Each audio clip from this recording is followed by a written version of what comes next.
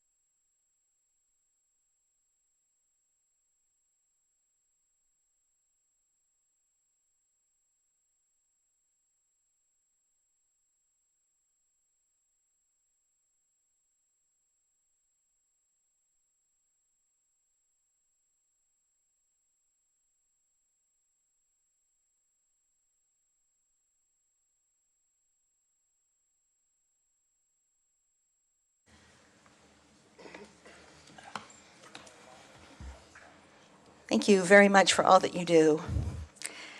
Okay, next item is the consent calendar. These items will be approved by one motion unless any member of the council or audience wishes to remove an item for discussion. Are there... Okay, Councilmember McAllister. Yeah, I'd like to pull item 4.1, or is it 4.1? Yeah. The minutes of the 24th, I believe. Okay, are there any other council members that wish to pull an item? I'm just going to comment, so yeah. Okay. Are there any members of the audience that wish to pull an item? Okay, seeing none. Chris, did you just have a comment?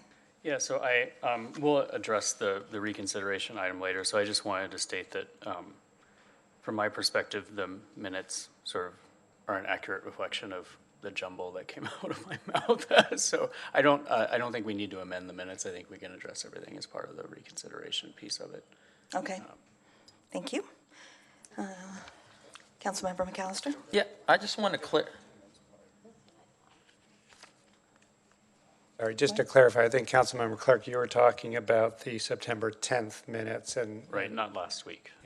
Right, sorry, I should have said that. I knew what he was talking about. Yes, the September 10th minutes. Yes. And Councilmember McAllister is talking about the September 24th minutes. 24th. Okay, so I would just like to clarify that my motion was the staff report. The staff recommendation. The staff recommendations. With the substitute change that you made to it. And with the substitute change that the effective date would be June 30th, 2020, For the narrow streets. for the narrow streets. Right. And that actually is my recollection as well, or at least my interpretation of what John said. Councilmember Ramirez? So, and I don't want to belabor the point. You know, my recollection was that it was Councilmember Clark's motion, which I think the specific language you're seeking to address is the center line, right? So that would be the clarification you're making. Correct. Just so everyone knows what the practical impact of the modification will be. Councilmember Clark? So what I understood that night was that you were basically making a substitute motion that was identical to my motion, except instead of tying it to the expiration of the shelter crisis, that it would be just the date, June 30th. And so what I was hoping for, or what I had made in my motion was just requested a list of the streets with center lines so we could decide whether or not we wanted to include them or not. But if your motion was just the staff report, then I don't think that will even be, I'm not sure that, well, maybe staff can clarify, but I don't think they'll call out any specific streets with center lines. So my recollection is that, Councilmember Clark made the motion, Councilmember McAllister made the substitute motion. He was asked to clarify if it included the balance. And I believe, I heard the balance of like the staff recommendation, but I think you actually said the word motion. But I took that to mean the staff recommendation, instead of just focusing on the date of the implementation of the narrow streets portion. Yes, Madam Mayor, I did say, does that include the balance of the motion? But if it is now a majority of the council's different recollection that it was the staff, if what you interpreted was the staff, the balance, meaning the balance of the staff recommendation, that's something a majority of the council can decide on tonight for clarification. Okay, so do we need to do we do a show of hands or I think a formal formal motion? motion would be in order. Do you want to do it again? Okay. I make a motion that we follow staff's recommendation. No, the bicycle lane had its own. Actually, you could refine your motion more specifically to say to clarify the minutes to reflect. Okay. My intention was the balance of the motion was referring to the balance of staff's recommendation. And you expect me to remember? No, that? you can just say what I said, yeah. So just refer to what I said. Okay. Just so everyone's on the same page, so we don't have more confusion in the future. What you're proposing is the original staff recommendation with the substitution that it's a hard June 30th date, but everything else is the same. Correct. And I believe I originally seconded that motion. I was just looking at the minutes. Because I'm happy Yes, to it second does. it again. Okay. Do you want to hit the? Okay.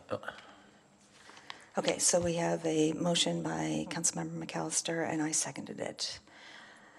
All those, I guess we should vote. Yep. You might want to check and see if there's any public comments on this item. Did we ask yet? I think the mayor has already asked, but you can ask again. I think you've already asked, though, yep.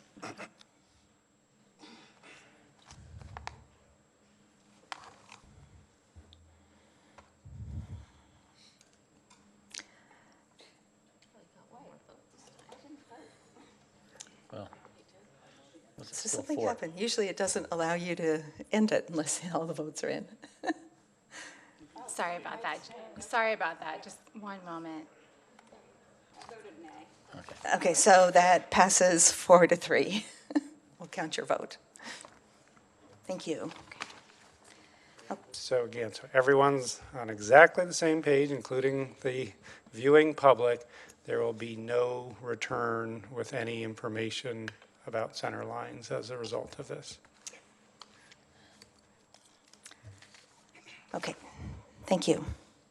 And actually, we need to vote on the balance of the consent calendar. Was there a motion, though? No?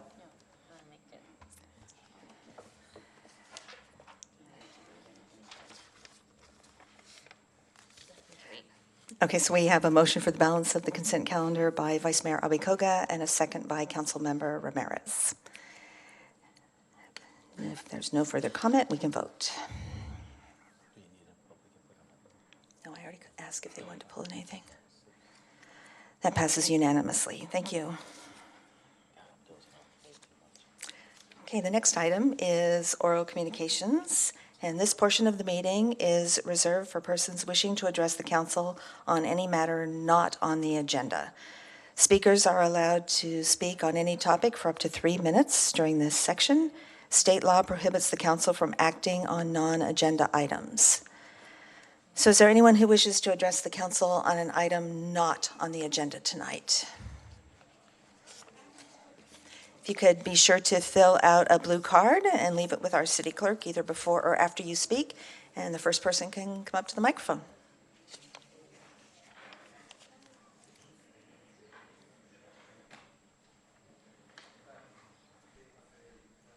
You're going to load it here, or how do we get the presentation up? Okay, I see it. Thank you. I assume that once this loads up, it'll show.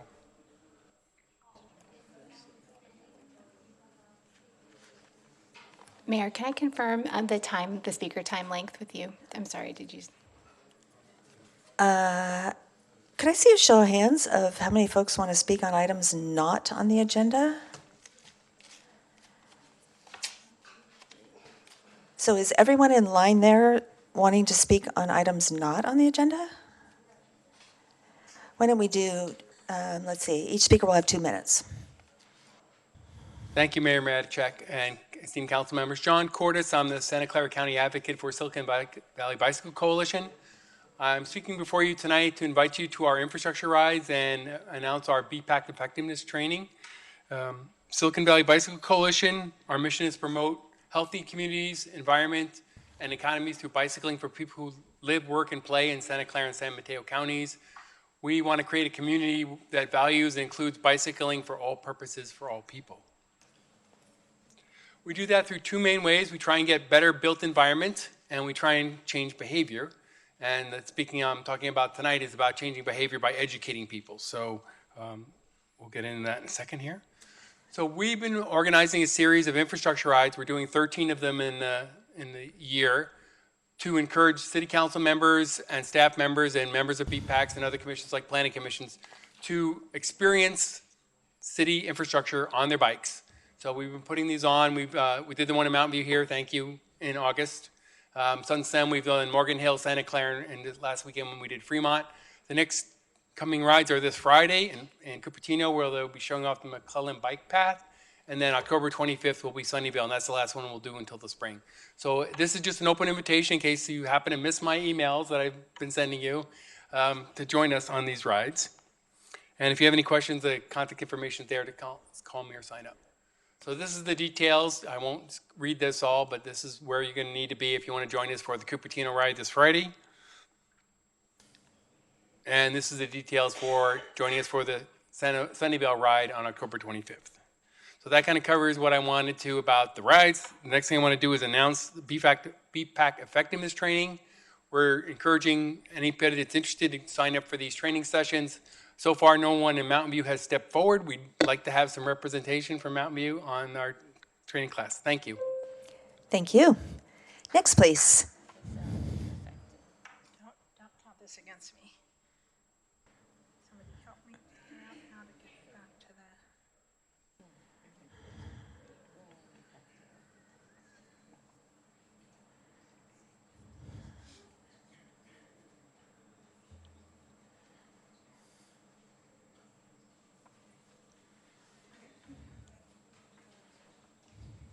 screen. Anyway, hi, I'm Mariana Grossman. I live in Mountain View, and I've been finding walking on our city streets to be not pleasant like it is in other cities, and so I want to invite you to consider thinking about how to reinvent how we own our city streets.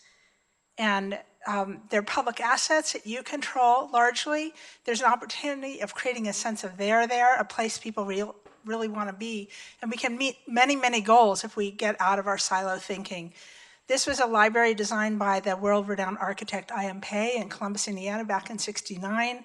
This is a downtown public space in Rotterdam in the Netherlands, a pedestrian mall in Boulder, a street in Vienna, EV charging in The Hague, and lovely crosswalks that are exciting even in San Jose, Dallas, and Detroit. So you can see what you can do with public art. Supporting bike infrastructure. Here's an example of bikes separated from traffic with using also creative swales and foliage to help improve the quality of life and also make biking safer, and reducing noise and heat island effect and making habitat that makes people happy.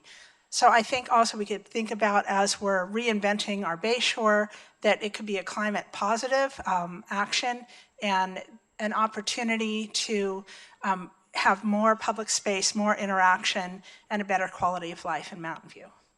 So please challenge yourselves to unleash your creativity and vision as you do this important work of reinventing Mountain View. Thank you. Thank you. Next, please. I was in line to cede my time to Mariana if she needed more time, so I have nothing to say tonight. Thank you. Thank you. Next, please. Hi, my name's Tim McKenzie. I live on Rangsdorf Ave. I've been a Mountain View resident since 2015. And I recently visited family in Massachusetts, and I learned that the city of Brookline, Massachusetts, became the first city in the nation to provide tampons free of charge in all public bathrooms in the city. I'm proud of my home state for making this step, and I think that we in Mountain View can and should be leaders on this as well. About half of our population has a period every month, so it's broadly felt public sanitation and health issue. So in that light, I request the city perform and make publicly available the results of a Nexus study to find out how much it would cost to do that in our city. And just as a quick back of the envelope calculation, Brookline has 17 public restroom facilities compared with 50 in Mountain View.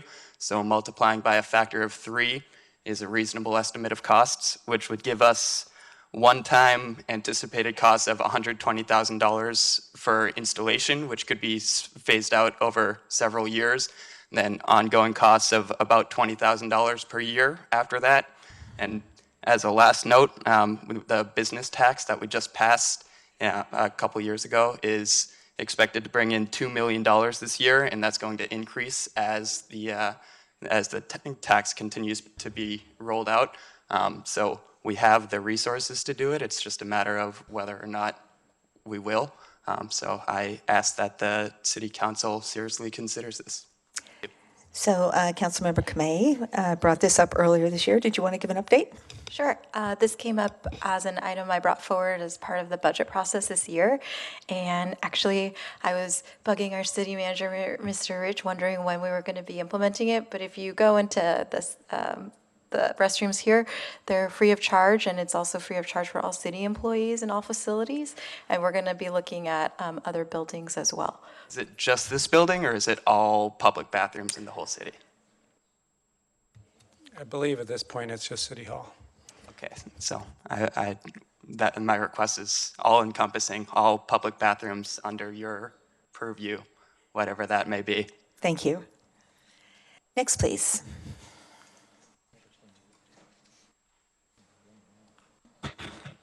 My name is Kay Boynton. I live here in Mountain View. I want to bring to your attention, and I know you all know this, that today is October 1st. Council members, do you hear the bells tolling all over Mountain View? They are tolling for renters who received their 90-day notices of rent increases by January 1st. Hundreds of teachers, first responders, Minimum wage earners, seniors, longtime residents are in despair. How will we afford to stay here? Will I be homeless? Will I live in an RV or car? Where will my children go to school? How did this happen to our great city? Big tech, greedy landlords, property managers, real estate moguls have taken advantage of the 99% of the citizens of our fair city. We are being driven out of our homes and our livelihoods while debate after debate of past and present consuls, the Rental Housing Committee, and the CSFRA argue and propose ideas. Nothing has been passed or voted on. Now you will live with your non-decisions as renters flee to other cheaper communities 2 hours away or other states. Council members, take off your rose-colored glasses and see what you have wrought. If a moratorium on rental increases had been passed in the last 2 or 3 years, you would have had the time to pass rent stabilization and negotiate with all factions. Thank you. Next, please.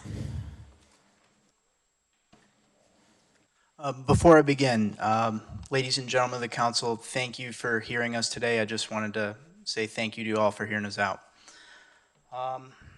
My name is Joseph Ewald. I'm a veteran who lives in Mountain View. I served in Afghanistan, I served in Korea, and throughout several different countries in the Middle East. I came to California because I wanted to make change and I wanted to find a way for people to live in peace together in happiness. And ever since I've come to the city of Mountain View, I've lived under a constant cloud of fear. Fear that my home could be taken away from me at any moment. Fear that my entire world can unravel before my very eyes.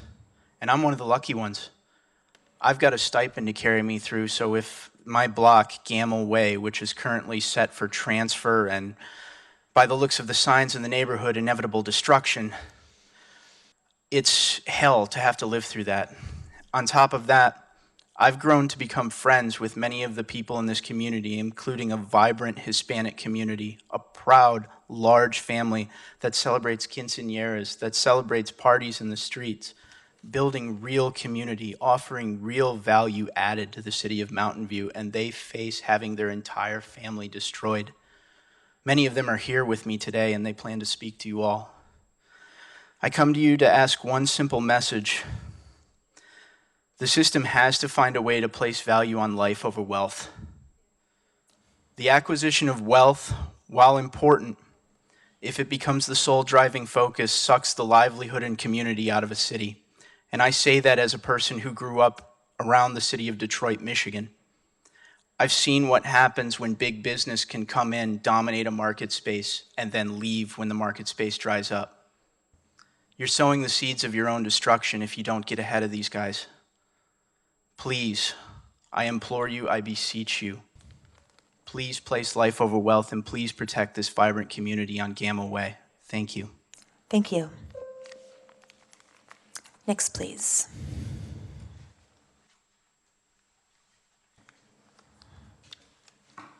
Buenas tardes, mi nombre es Karen Ontiveros. Good afternoon, my name is Carmen Montiveros. Karen Ontiveros. Karen Montiveros, sorry.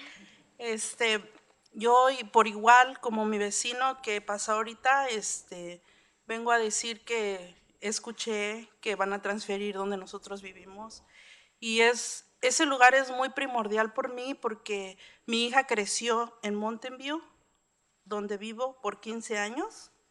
The same as my neighbor who just spoke in front of you.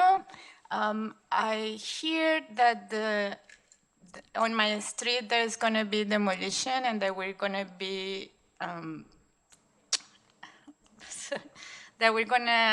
asked to leave. And that's very sad for me because my children grew up in Mountain View. Entonces hemos decidido formar nosotros una pequeña unión para venir a informarles a ustedes que si son tan amables de pasarnos alguna información de lo que va a suceder con nuestras viviendas. So we made a small group to come to ask you if you will kindly inform us what is going to happen to our homes on Camel Street. Camel? Gamel Street. Y también tratar de ver si nosotros como la pequeña unión que hemos formado podríamos hablar con algunos de ustedes separado para ver si ustedes pueden rescatar nuestra vivienda. So through our small group, we want to see if there is a way that we can talk to you on a different day to see different ways that you can reach to rescue us from losing our homes. El motivo de que estoy parada aquí enfrente de ustedes es porque amo la ciudad, crecieron mis hijos aquí, gracias a ustedes tenemos bonitos parques, bonitas escuelas y es muy difícil quitarle todo eso a los niños, ya que es porque si se transfiere nuestra vivienda nosotros tendremos que salir de la ciudad y es muy difícil para nosotros y nuestros hijos. So the reason I'm here talking to you tonight is because my children grew up in Mountain View, and really thanks to all of you, we have beautiful parks, we have a lot of amenities, good schools, and it would be really, really hard for us having to leave the city. Y eso es lo que uno viene a decir, que consideren nuestra voz para que se aliente algo de ustedes que tienen la fuerza hacia nosotros, porque nosotros no podríamos hacer nada sin ustedes y ustedes tienen esa decisión. So that's the reason I'm here today to ask you to use your power to help us because you are the ones who make the decisions and have the power to help us. Muchas gracias por escucharnos. Thank you so much for listening to me. Thank you. Next, please.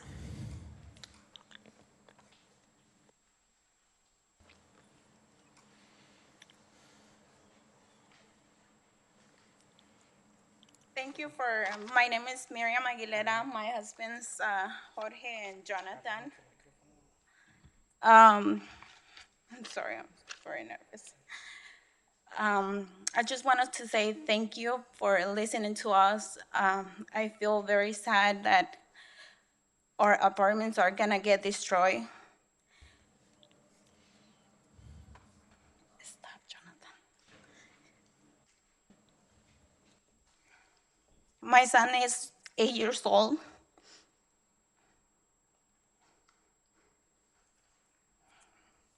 And I'm very sad that we might have to move. He was born in Montview. I'm sorry. I'm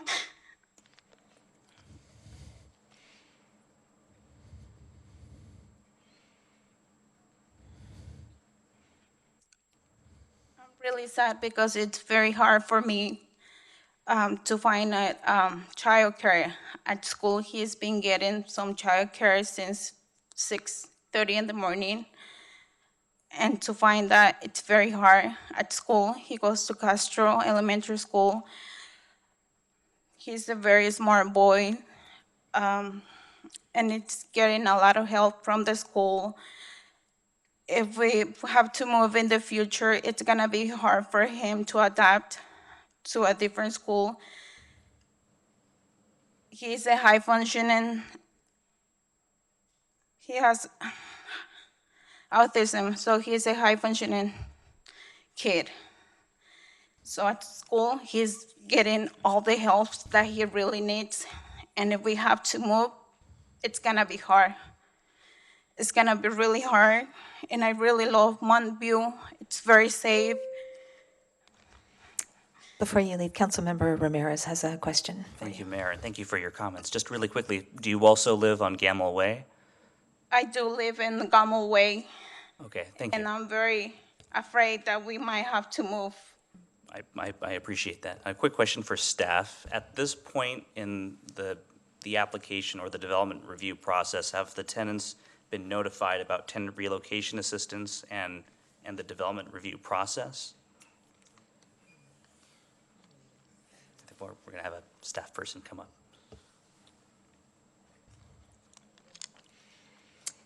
If you could let RT use the microphone, thank you. RT Shrivastava, Community Development Director. We don't have any information. They haven't made a formal application at this time. So we can certainly get back to the council, but I don't believe the tenants have received anything yet. Okay, thank you. Thank you. Next, please.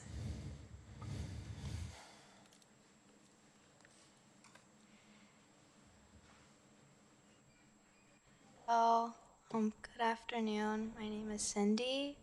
I live on Gamaway Street, and I went to Gabriela Mistral Elementary School, which is the school nearest to Gamaway Street. And my sister is currently going there. I think it would be very sad if we had to move. It would be really hard to adapt somewhere else.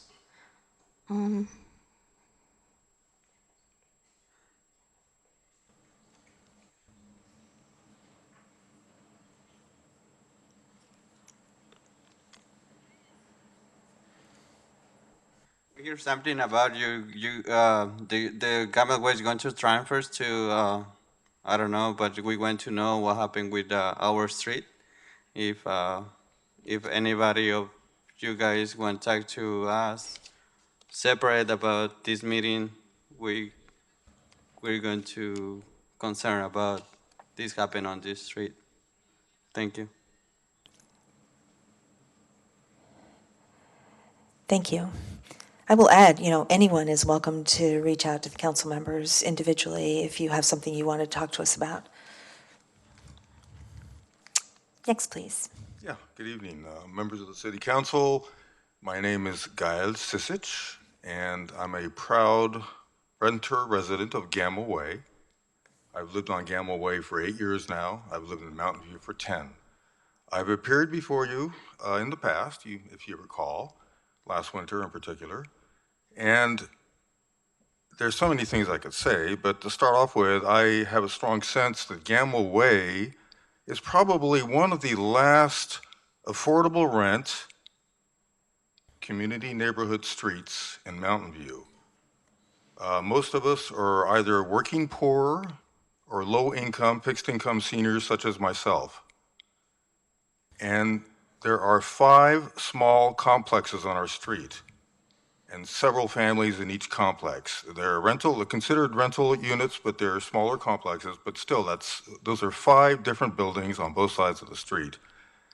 And most of us to be uprooted, including most of my neighbors who have, as you've seen, a lot of them have children in schools locally. There are several special needs children, several, not just 1 or 2. And they're all, of course, receiving services from the local, from the secondary schools and primary schools for those conditions. And to have to uproot and move to a more affordable area, which is probably at this point would be somewhere in the Central Valley, it's just not, it's not doable. And I would say from my experience there, my neighbors are the salt of the earth. I've never lived in a more supportive, kind, generous community in my life. And I've lived in several upscale neighborhoods when I had wealth. I no longer have wealth. Unfortunately, I made some mistakes in my life, and I'm living very simply now, very frugally. And as I mentioned to you in the past. Thank you. Thank you. Thank you. Next, please.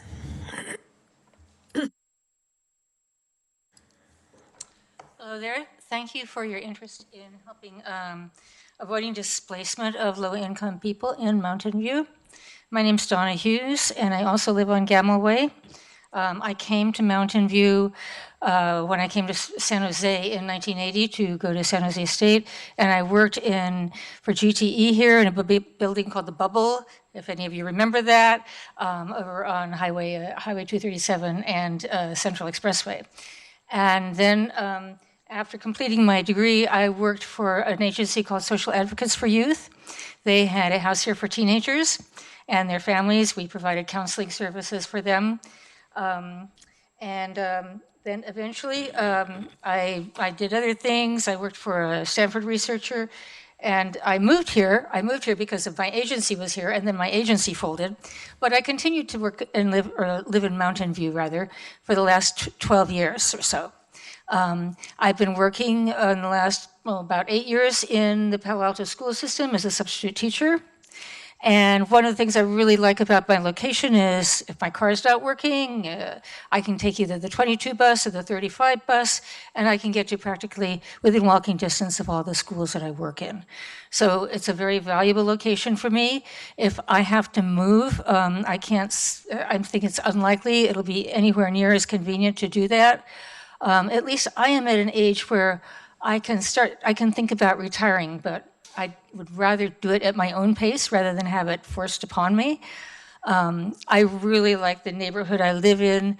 The people they're very warm people, they're working class people, and the people who are going to replace them in Mountain View will not be working in the same jobs and providing the same support that we do. We are the Gamma-Way Tennis Unit, and we will be contacting you more in the future to talk with you about our situation. Thank you. Okay, thank you. Thank you. Next, please.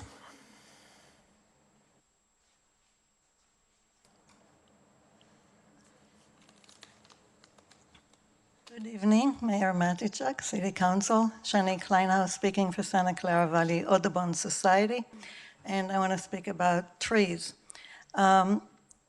There were two things that I learned in the last couple of weeks. There was a study in the journal Science that showed that in 50 years we had a net loss of 30% of North American birds. 30% are gone. They're not, hopefully we can find a way to bring them back, but it's a devastating blow to bird populations. There were also studies on insects, from butterflies to bees to everything else, that shows devastating losses of insects, and they call it the insect apocalypse. So when I see that we're looking to continuously urbanize, I think keeping the trees in place is exceedingly important, and that they should be as many of them native trees as possible, because that's what supports what birds and bugs need. And when I look at plans that propose to remove trees and at the same time talk about quality of life, I question the quality of life of a city where the trees are being lost. So my hope is that when you consider any type of plan, you will also consider how to preserve trees, how to add trees, and how to create corridors, not only for people and mobility, but also for birds and bees and butterflies and everything else. Thank you. Thank you. Is there anyone else who wishes to address the council on items not on the agenda? Seriously? Yep. Councilmember McAllister. I have one comment. Today is my wedding anniversary, so I would like to say to my wife, I love you, thank you for your understanding and patience, and I'll be home soon. Oh.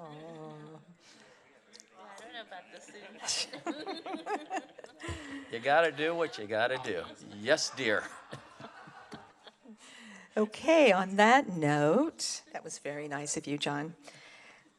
We will move on to item 6.1, which is a public hearing on the downtown business improvement area. And we will, we'll do it next. Oh. We have had, before we get to that, just bear with me 1 minute here.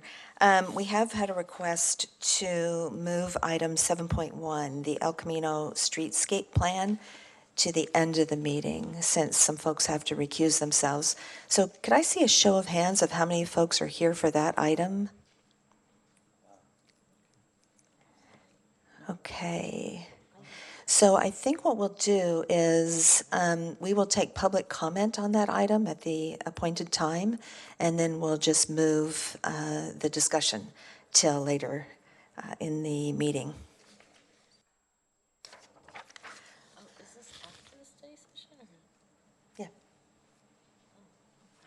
We'll just move it to the end. Right now it's 7.1, but we'll move it to the end of the meeting. So we'll move to item 6.1, which is the public hearing on the downtown business improvement areas. And we start with the staff presentation. Good evening, Mayor and City Council. Tonight we are holding the first public hearing in the annual renewal process of the business improvement areas, where City Council may discuss the BIAs, receive any comments or input from the public, and identify additional information needed, and set a public hearing for November 5th. As a reminder, there are two business improvement areas. BIA number 1, outlined in the red boundary, was formed in 1983 and includes businesses along Castro Street and side streets. BIA number 2, highlighted in blue, was formed in 1991 and includes businesses in the 100 to 300 blocks of Castro Street. The BIA fee structure is used for specific programming to support the Central Business Association and the downtown businesses. Any changes to the area, including fee structure and boundaries, require a majority vote by the BIA participants. In the BIA annual report prepared by the CBA, they project revenues from both areas to be approximately $42,000 for 2020. The CBA is also undergoing leadership transition due to the recent departure of the executive director, and the board of directors are currently discussing staffing and programming options. Tonight, there are 4 recommendations for City Council. Hold a public hearing on the BIAs, preliminarily approve the CBA report, and adopt 2 resolutions declaring the intention to levy assessments for BIA number 1 and 2. Staff, along with the Central Business Association, are here to answer any questions. Thank you. Thank you. What was your question? The CBA is here. So are there any council members who have questions? Councilmember McAllister. I have a question for the CBA. Sure. City Council and Mayor. My name is Tamara Michael. I am on the board of directors for the CBA. I'm here on behalf. You can raise the mic. I'm here on behalf of Sarah Astles, who is the president of our board of directors. Thank you. What's your question? My question is, and it's not my usual question, but we have no control over the fees. You have to vote on that. Has there been any discussion among your members to increase the fees to provide more services to your business area? There has been discussion of that, and we are taking that into consideration right now, but also trying to understand the process that involved in doing that. Okay, that's my question. So we are talking about that and taking it into consideration. Thank you. Mm-hmm. Are there any other questions from council? Okay, at this point I'll open it up for public comment. If there's anyone in the audience who wishes to address the council on this item, if you could be sure to fill out a blue card either before or after you speak, either way. I'm guessing there's not going to be a lot of people speaking on this item, so I will you be speak will have 3 minutes. Okay, I will be speaking in possibly Sheena, who is our vice president. So I'm just here to thank the council for reviewing the BIA assessment, and wanted to also point out, as Tiffany mentioned, that we are in transition.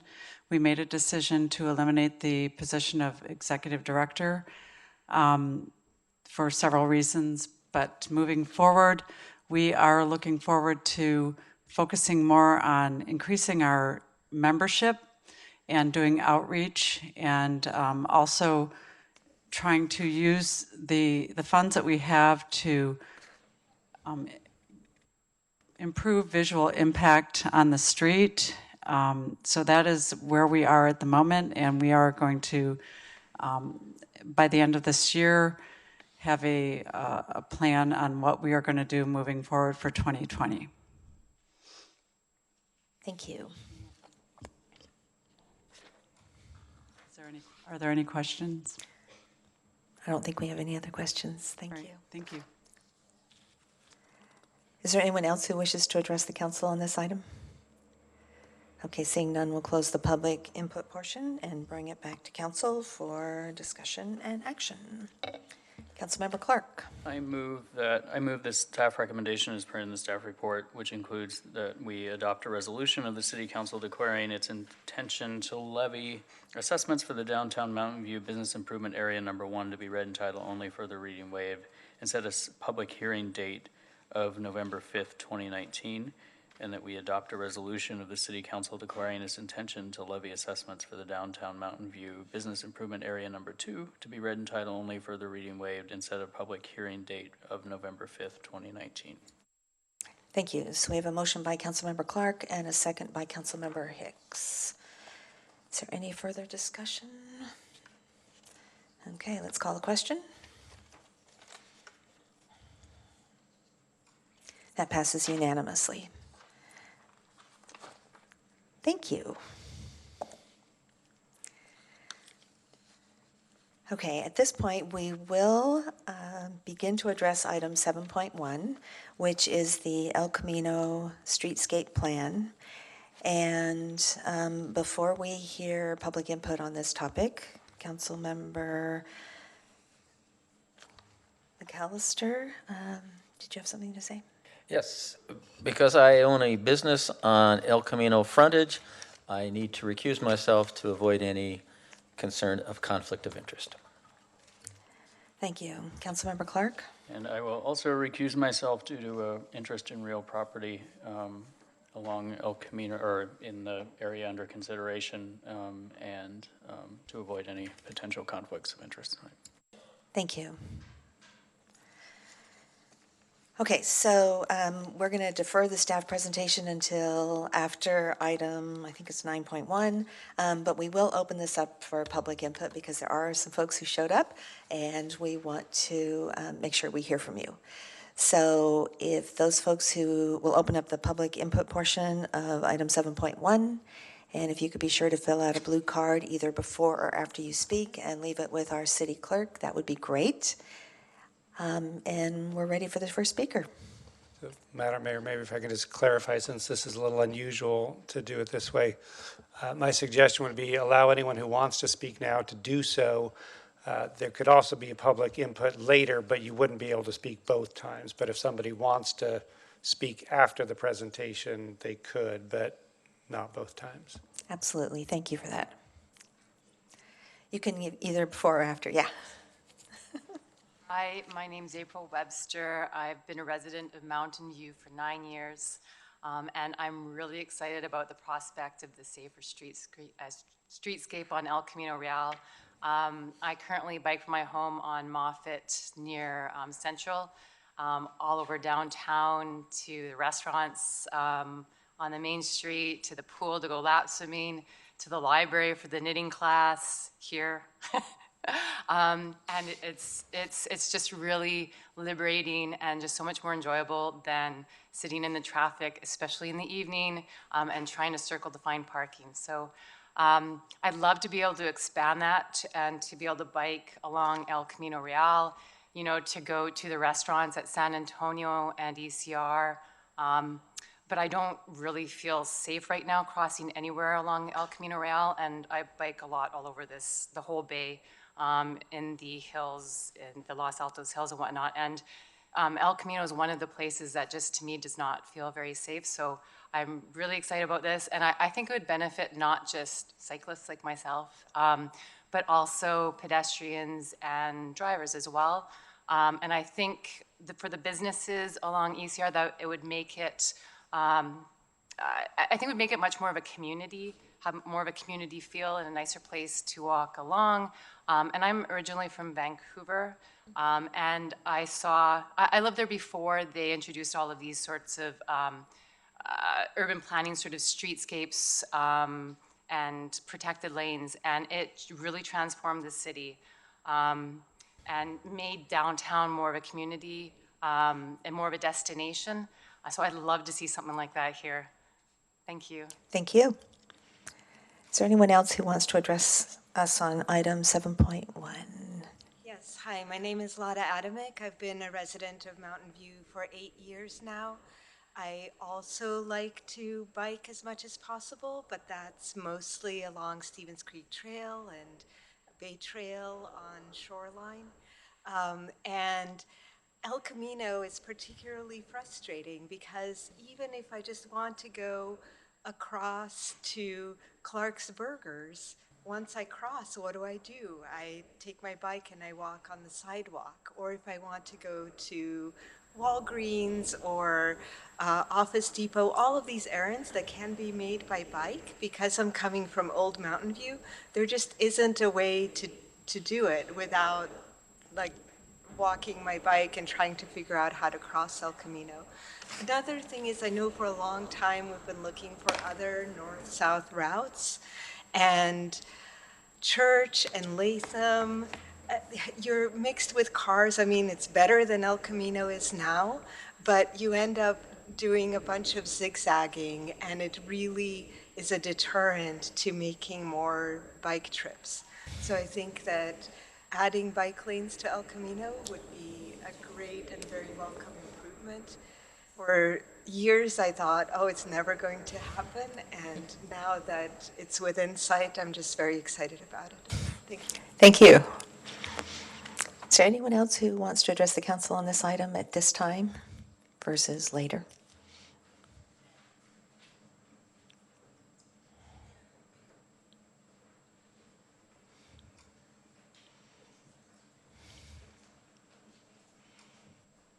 Good evening, Council. Ken Kirshner with Silicon Valley Bike Coalition.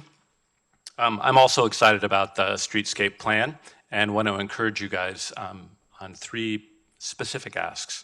One is to build it quickly. I know we've waited a long time for this. This is a catalyst for the Grand Boulevard Initiative in the Mid-Peninsula. I think could inspire our neighbors to connect, and that's the second ask, which is to reach out to our neighbors nearby and make it a connected network. I know it's been difficult, but once we get started, the momentum really needs to get accelerated. So I want to encourage both quick and connected. And then the last thing is a notion of induced demand. So we know that bike lanes carry 4 to 5 times more people per hour than car lanes. And if we build bike lanes, we'll get bikers. And if we build cars, we'll get cars. We've got plenty of them. Thank you. Thank you. Anyone else wishing to address the council on this item? I'm a resident of Mountain View, and I probably won't stay for the long discussion later, so I just want to speak in favor of this again. I think I spoke in favor of the streetscape the last time it came before council. Having driven down El Camino recently, I would really appreciate the landscaping and the bus pockets that are included in this plan. I do ride on El Camino with my bike, and it's maybe not even worse than driving down El Camino, but having the bus pockets would make cycling a lot safer. Having bike lanes would maybe slow the traffic down a little bit. So I just want to say I'm in favor of what you've come up with so far. I didn't get to read the latest staff report, but it's good as it is. Thank you. Thank you.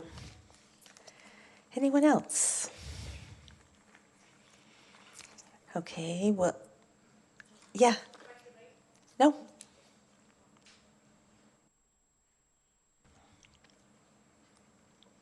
Hi, I'm Kathleen. I am a resident of Mountain View and a cyclist of Mountain View, and I don't drive, so Mountain View is very difficult to get around as a non-driver, and I'm very thankful for my bike a lot of the times, but just this week, there are 3 times where I had to take a Lyft, where I could have taken my bike to access essential services that are just on El Camino. So my pharmacy, my doctor's office, and the grocery store. I could have taken my bike all 3 of those times if there was a protected bike lane, but there wasn't. So I'm really excited about this plan. Anyway, thank you. Thank you. Anyone else? Okay, we'll close the public input on this item, and as our city manager said, we'll open it up again. Yeah, actually, we'll keep the public open. Oh, we open it? We keep the public hearing open Okay. and allow I was for gonna say, public I'm gonna comment later. open it up again, but we just Yes. leave it open. Yeah. Okay, And continue the item. Got And I'll it. go get, thank you.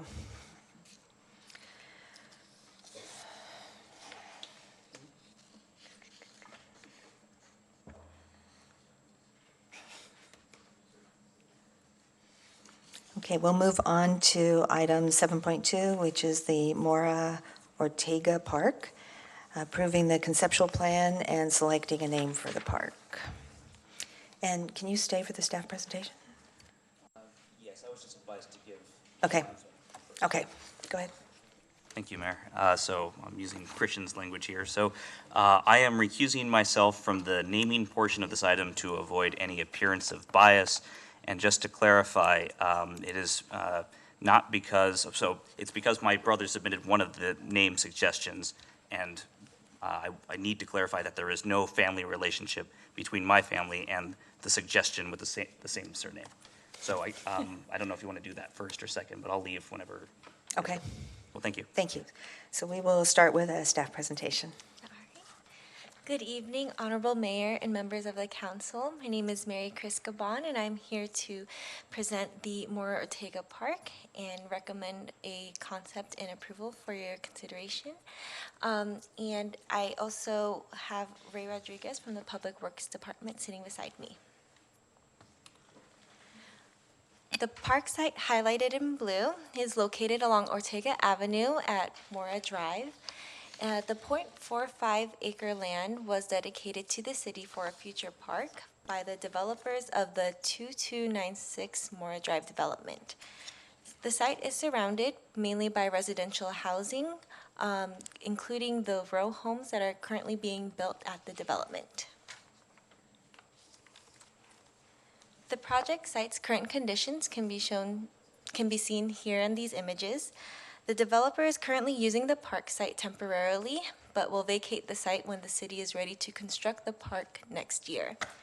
Fire retention areas, new sidewalks, and new trees have been installed by the developer's contractor per plan, and a short fence was also built on the east side of the park, as seen on the bottom right image.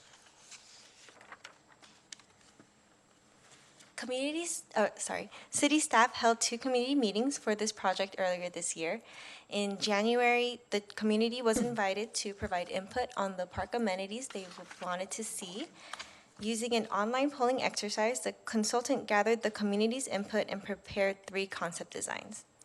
We met again in April and presented the 3 concepts, and the community was able to vote on their preferred concept.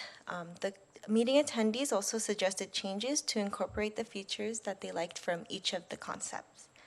The concept was revised based on the community's input, and staff presented it to the Parks and Recreation Commission in May. The commission unanimously approved the preferred concept and recommended it for council's consideration tonight. The preferred concept being recommended proposes a lawn area made of natural turf, a play area with structures and equipment, and a shaded courtyard, along with picnic tables and benches, and a small fitness area. The city will install a good neighbor fence along the north side of the park, along Town Circle, and a short perimeter fence will also be installed along Ortega Avenue and Mora Drive. Design will also include the addition of an ADA parking stall and a park sign along Ortega Avenue as well. Here are some examples of play equipment that may be installed at the park. The details of the play structures will be finalized during the design phase, but the intent of the play area presented in the preferred concept includes seesaw, colorful turf mounds, which are shown on the left-hand side, a post and platform structure as shown in the center, and spinning elements shown on the right. Other park amenities will include public art because the construction budget is over $1 million. Following tonight's meeting, staff will take the recommended park concept to the Visual Arts Committee to start the public art process. The public art component will follow the city policy, which involves council's Visual Arts Committee to select the artist and art. When staff returns to council for approval of plans and specs and authorization of bidding, we will also bring the VAC's recommendation for public art. The second recommendation for council tonight is to name the park. Staff initiated the park naming process at the second community meeting following the criteria of Council Policy K-17. The community was invited to submit names in order for staff to provide suggestions to the PRC. The policy also requires Parks and Recreation Commission to submit at least 2 names to City Council, and the PRC recommended 3 for this future park. A total of 11 different name suggestions were received and are listed here. At the PRC meeting, the Commission, in no particular order of preference, recommended the 3 highlighted names above: Frank Ramirez Park, Mora Ortega Park, and Ortega Park for City Council's consideration. The Frank Ramirez Park was a suggestion submitted by a nearby resident. The resident's research in a San Jose Mercury news article found at the library's History Center was included in the council report. The next 2 names provide wayfinding to the park based on the adjacent street names. And it was brought to staff's attention that Ortega Park is the name of a park in the city of Sunnyvale. The next steps following council's approval tonight will be to complete design for construction plans and specifications by next spring. Staff will return to council to authorize the bidding at that time. The construction phase will follow and is estimated to be complete by spring of 2021. Presented here are the 2 recommendations for the City Council's consideration. And this concludes my presentation, and staff is available for any questions the council might have. Thank you. Thank you. Are there any questions from council members? Councilmember Hicks. Just a quick question. I really like the orchard theme, and I'm wondering what, maybe I missed it in the staff report, what kind of trees will they be? So currently what's being proposed is ornamental pear trees. And I think the consultant are considering 2 options for evergreen trees, one being the southern live oak and the marina tree. Thank you. Councilmember McAllister. Yeah, with the budget at approximately $1.6 million, is the 1% for public art, has there been any discussion to say is it sufficient or how appropriate it is for this particular park? Do they need more, so forth? So has there been any discussion at this point in time on the public art piece? So the 1% is a city policy approved by the council, so that's our standard. You can always add more or change the policy to something different, but we don't determine whether what's sufficient or not. We take that percent and then craft the art around it. Yes, thank you, City Manager. I understand, but sometimes to get actually a good product, it might cost a little more, and so that's why I was wondering if they had just had that, started that discussion. I'm familiar with the policy. I appreciate that, but sometimes, you know, I know the mayor likes to have artsy type lawn furniture there or something along those lines. That I do. So it may, you know, 16,000 might not get us much, but a little more would. So that's why I'm bringing it up early in the discussion phase. Thank you. Are there any other questions from council members? Okay, if not, we will open this up for public input. Is there anyone who wishes to address the council on this item? And if you could remember to fill out a blue card before or after you speak, that would be great. Mariana Grossman, and I live not too far from this area. I just want to encourage you to have a magical bridge playground design that's universally acceptable. It looked like the examples you had would work for normally abled kids, but not for everybody. And if you've ever seen the Mitchell Park Magical Bridge Playground, it's amazing. There are all kinds of kids swarming over it, and it might cost a little more, but I think it makes a better park. Thanks. Thank you. Did you want to? Yeah, if I can respond to that comment. The city has an agreement with Magical Bridge Foundation and is moving towards the design phase, I think early next year, for a very significant Magical Bridge Park at Rangsdorf Park. But other parks would be more traditional in nature. Thank you. Is there anyone else who wishes to address the council on this item? Okay, seeing none, we'll close the public input portion. And why don't we address the first item first, and then Councilmember Ramirez can recuse himself, and then we'll talk about naming. So are there any comments on the conceptual plan?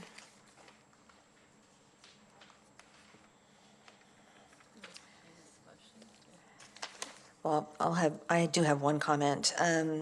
I do appreciate the sort of whimsical nature of the play structures that were shown, and I would be open to having the Visual Arts Committee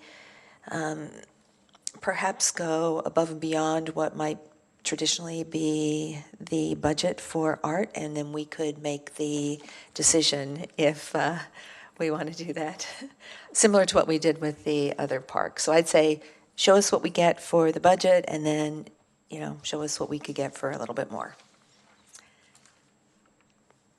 Do I need to include that in the motion? I do need to include that in the motion. Vice Mayor Abekoga? Yes, you can Okay. include that in the motion.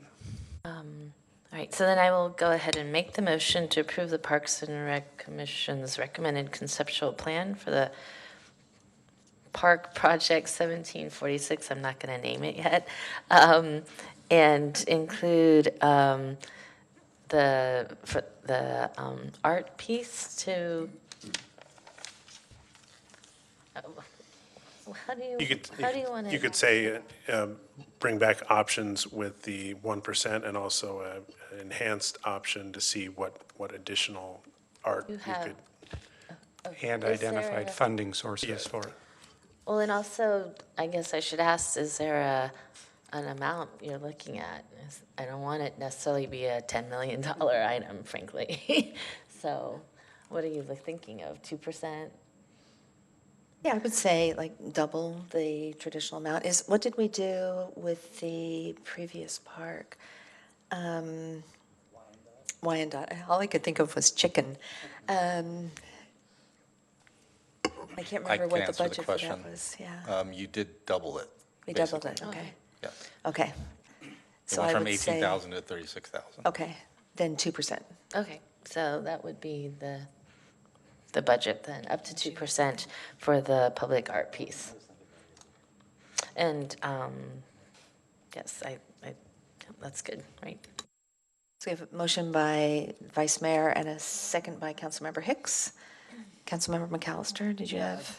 Sorry that I didn't get in before the motion, but we have two parks sort of close to each other, and I don't think either one of them has a restroom. So could you refresh us on that you need an acre or so? What's the requirement to have a restroom on site? The standard is a park that's 3 acres or larger. Have we reviewed that and see if it's still applicable? I mean, I've been here for 8 years and I keep hearing 3 acres, but is there something that, has it been reviewed lately?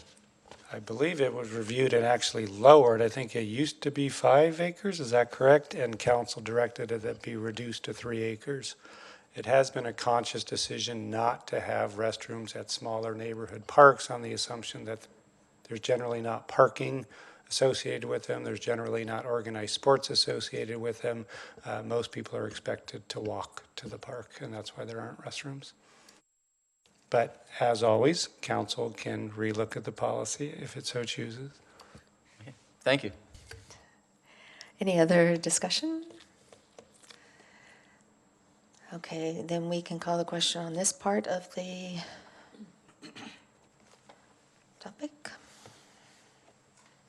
That passes unanimously. Thank you. And now we can move on to the second part, which is the name of park. Councilmember Hicks. I don't have a strong preference for the names, but for any of the names except I have a strong lack of preference for Ortega Park because when my children were young, we frequented Ortega Park in Sunnyvale a lot. Actually, we really like that park. And I think it would be confusing to have two parks with the exact same name. I guess I lean towards the Frank Ramirez Park in part because it's so distinct from the name of the Sunnyvale Park. I also do like the reference to a historic figure, even if the person is not famous. Councilmember McAllister. Yeah, I'm going to make a motion for Mora Park. I'm a big believer that parks should be identified by their locations. And if you look down on the other side of California, there is Ortega, on Ortega, you will see Klein Park. And I think that would be confusing to people, whereas Mora Park will give you a distinct location. And so that if you're throwing a little birthday party or a small event for the locals there, they'll be able to find it. So that's why I'm making the motion for Mora Park. I think it's descriptive of where it is and will cause less confusion. Thank you. Councilmember Clark? Whoops. So I generally agree. I think as much as, I have no issues with honoring Frank Ramirez. I generally think that unless there's a really, really good reason, that park name should reflect a location because that way people sort of know immediately generally where they are. And I was going to suggest Mora Ortega Park, but if folks are more comfortable with just Mora Park, that's fine too. And just for consistency's sake, the only times that I think we should, I've deviated from that or think parks where there's a clear theme, like Heritage Park, I thought, and you're not going to have another ring store park. So I just think in this case, it just makes sense to have something that reflects the location. Thank you. Any other council comments? So I agree. I think it is important to make it obvious where the park is. While I like Heritage Park, I find I am explaining to a lot of people a lot of time where it is. And so I prefer parks that describe where they are. I appreciate you bringing up Klein Park being on Ortega, because I was originally thinking Mora Ortega, similar to Mercy Bush, but I think Mora makes more sense. So thank you for bringing that up. I'm here for you. Is there any other discussion? Okay, let's call the question.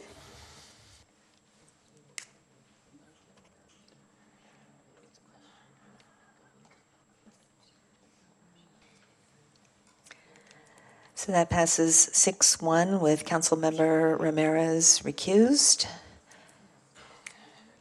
It is Mora Park. Thank you. Thank you.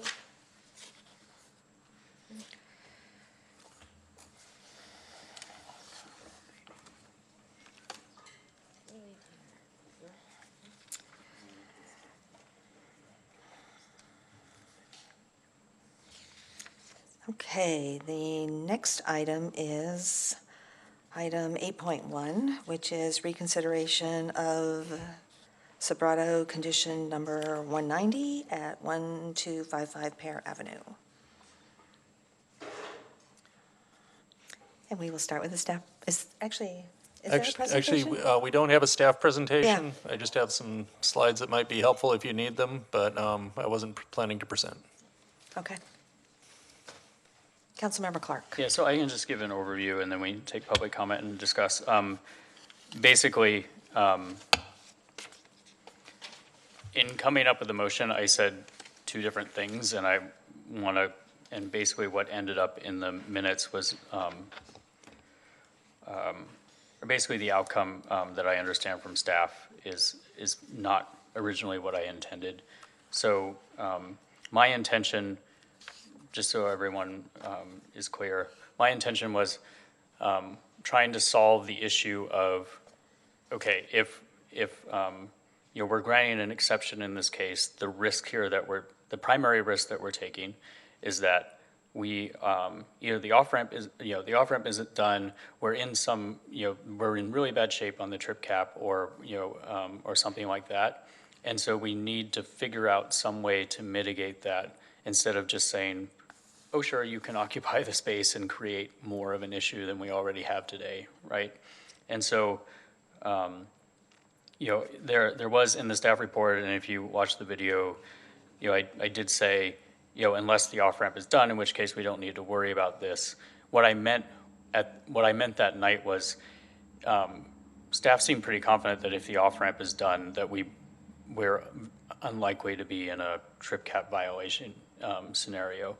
And so what I was trying to do was say, okay, if the off-ramp isn't done, then we need some tools in our toolbox. We need the study, and we need to make sure that the housing, which I think most of us are, or at least part of the impetus behind housing North Bay Shore was to help mitigate some of the traffic issues by having people live there, ensuring that both of those housing structures would get built in that scenario.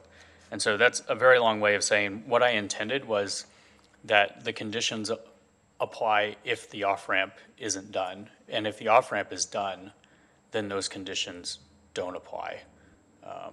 So I hope that's more clear than I was that night. But basically, if the off-ramp's done, then we don't need to worry about the paying the fee or the being under construction on the second housing piece. If the off-ramp isn't done, then basically what staff had captured is accurate, those conditions.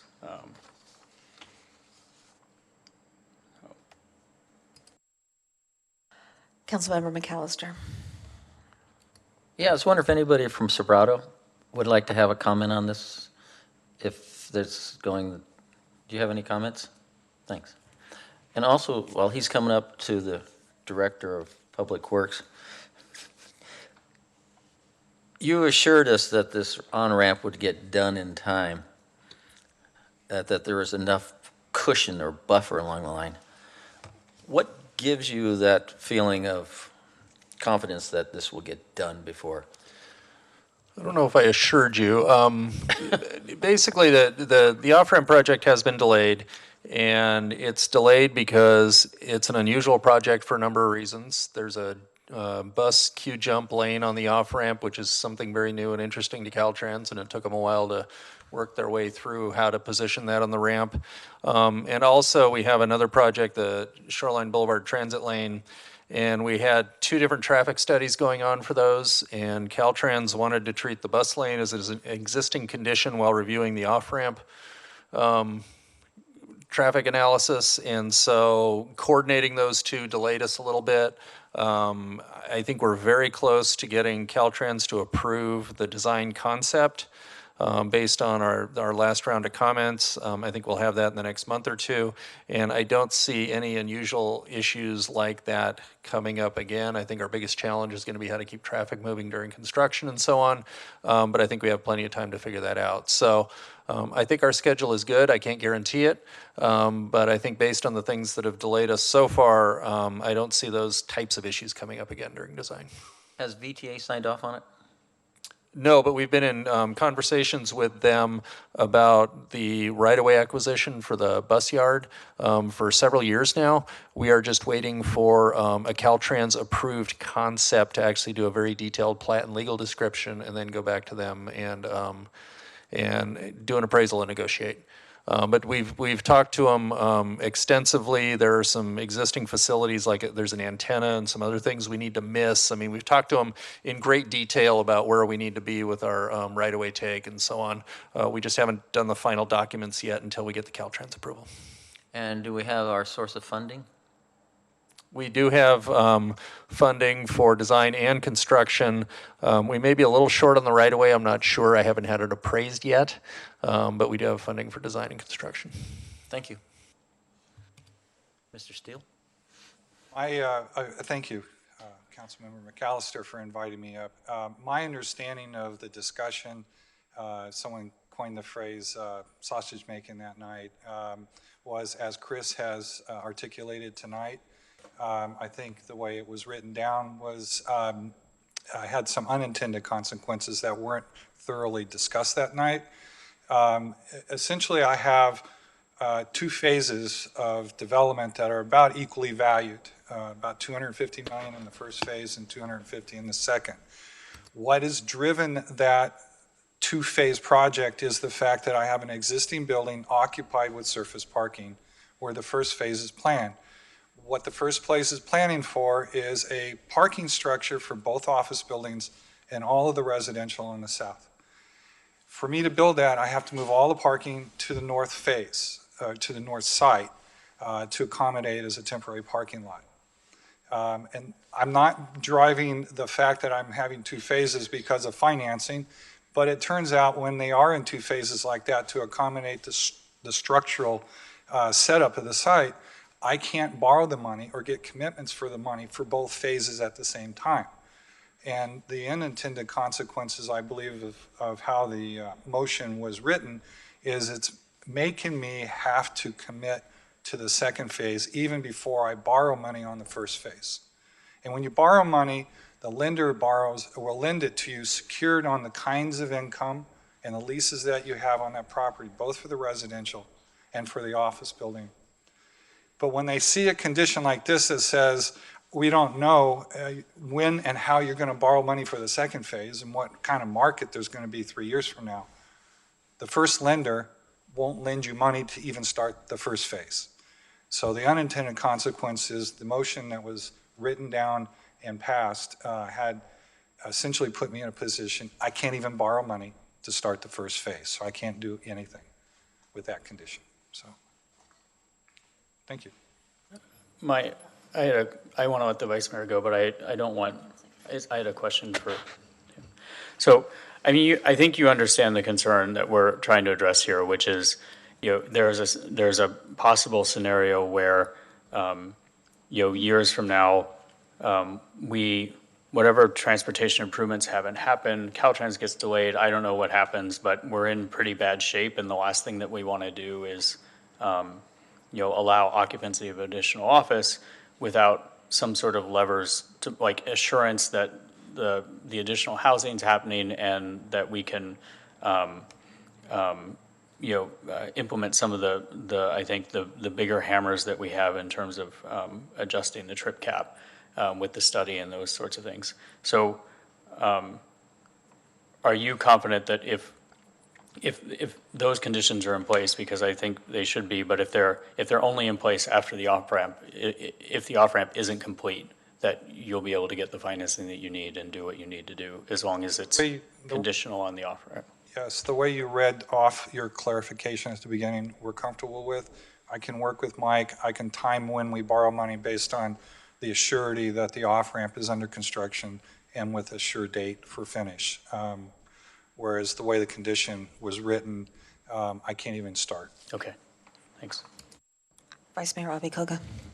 So I wanted to ask staff, I should have tried to pull this up before, but do you have the timeline that you had shown us at the last meeting of when? Unfortunately, I don't have that on a slide, but I have it in front of me.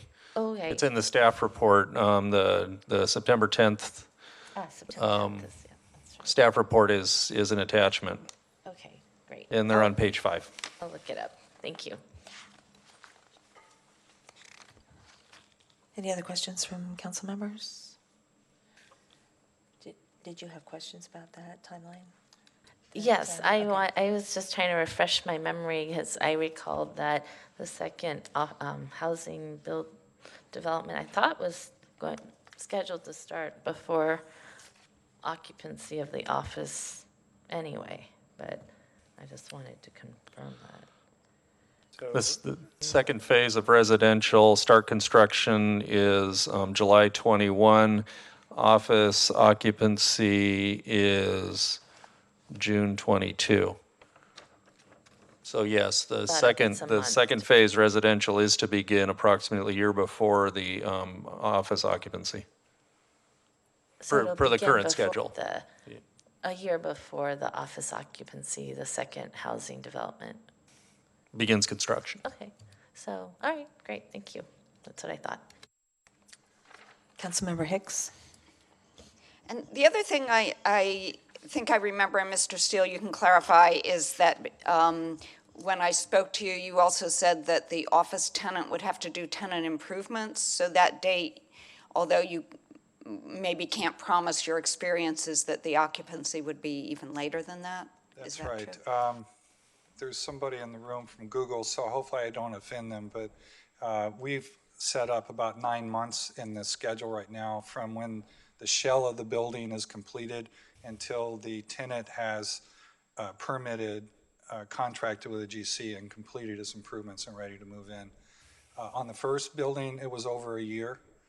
And a typical tenant is about 9 months from getting the facility ready for their improvements, and that's what we carried in the schedule. It takes about 2 years to build the building to the point we turn it over to the tenant.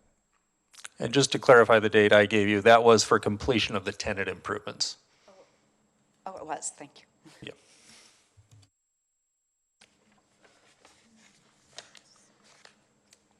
Any other questions from council members? Okay, at this point, we'll open it up for a public comment. If there's anyone who wishes to address the council on this item, if you could come up to the microphone.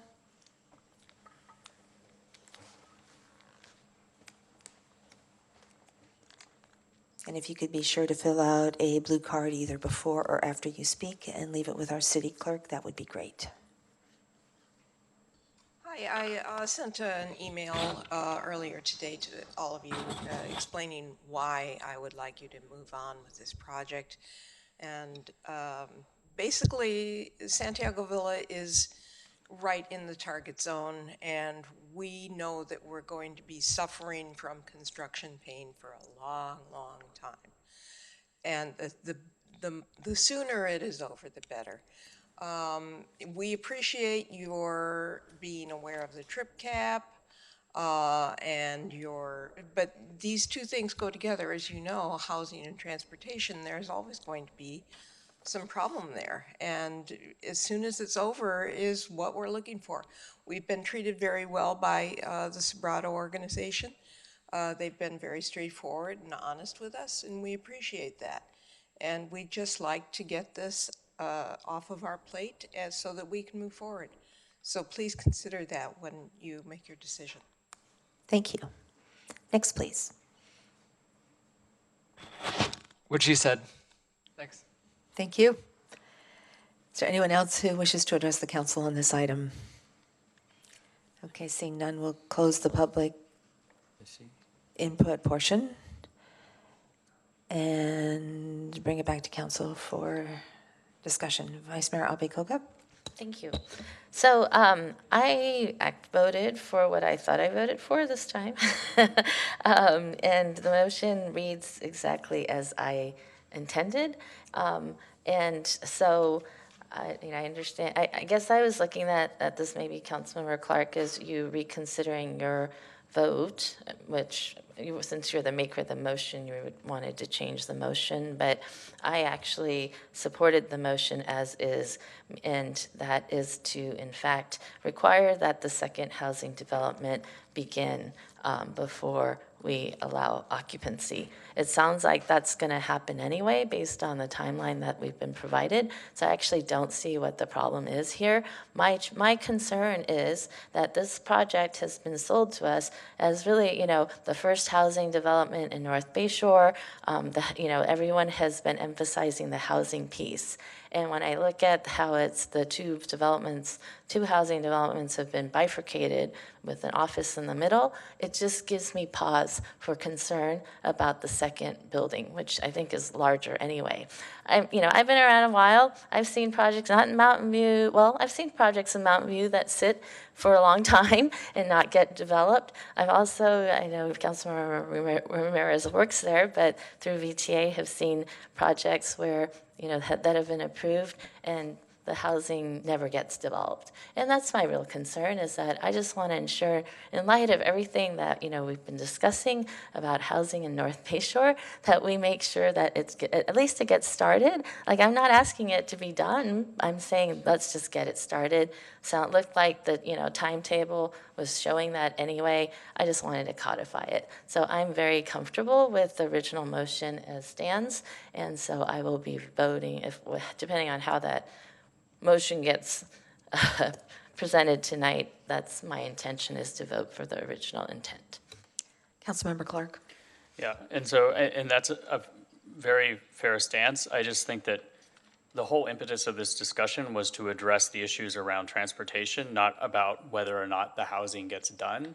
And if we wanted to talk about requiring both phases of the housing get done, we should have done that at the application approval and not be tying that, making sure that, basically saying that has to be done regardless of whether we're having any transportation impacts. So that's the way that I see it. I think I don't know how I am supposed to do this, but I guess, do I make a motion to clarify condition 190 should be X or I think Y? the Public Works Director has prepared a slide of an alternate motion, which I believe captures your intent, but just so there's absolute clarity on this, perhaps we could put that up there, and we can also toggle back to the approved condition and the alternative, and then if there's something else than the alternative, you can propose that.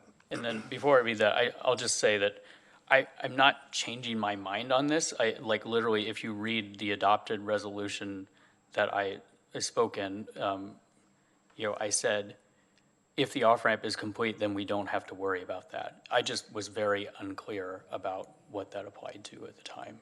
And so I sincerely apologize to my colleagues that we're having to do this a second time. It's my fault, and I want to, I take full responsibility for that.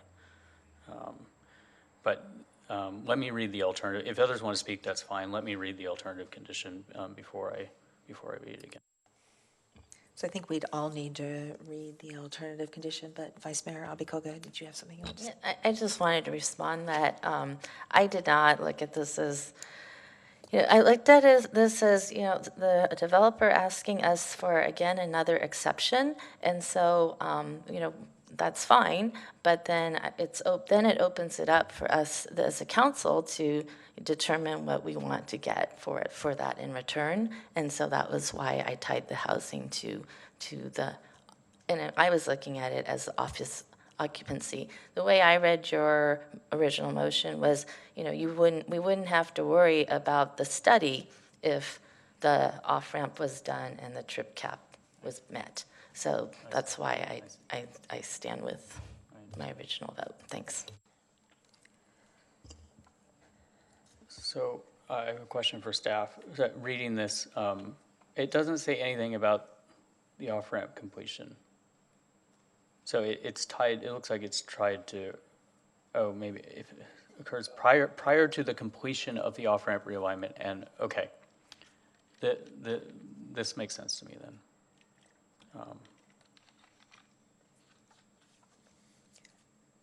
So I will add that I felt like the motion was very clear last time, and I also wanted to make sure we get the second phase of the housing. So I feel like it was very clear to me, and I wasn't interpreting anything. But I guess if you felt like it wasn't clear, to me it was, and I supported that. I would like to see the housing get built. And, you know, if there was an alternative to make me feel more comfortable that it's actually going to get built, I could feel good about that. But I'm also open to potentially another motion if this is what you're looking at. Councilmember McAllister. Yeah, I just want to get clarity that, since I wasn't, on page 3 of the staff report, there's the motion that was presented at 11:49. Is that, so we're comparing the alternative conditions on the screen to this motion on page 3? And I can toggle back and forth if that's helpful. Well, probably confusing. That's why, because I can read it and look here, and so in the original motion, after the off-ramp alignment, there's the word and then the parentheses 2, not allowed occupancy, office building until phase 1 of the residential component of the project is completed. That phase, so the word and is taken out, and then, so yeah, it would have been nice to sort of send a red line sort of a deal through there. And then the phase 1 of the construction must be completed in phase 2 of the project. So I'm sort of reading out loud just to see if I'm following along with this. So the word and was important? There was components? No, actually, the white font there is unchanged. Right. The yellow font, basically, I just started, I was silent about any conditions if occupancy occurs before the off-ramp is complete, and moved directly, which the previous motion basically said that the residential had to be complete for phase 1, under construction for phase 2, regardless of the status of the off-ramp realignment. And so that's really what I changed, is to be, as long as the, I was silent about occupancy after the off-ramp is complete, and only put a condition that if in fact occupancy does occur before the off-ramp is complete, then these 2 things apply. So that was the change. And if it's easier to toggle back and forth, I can, or if it's easier to have the paper in front of you and look at, I can do that too. Thank you.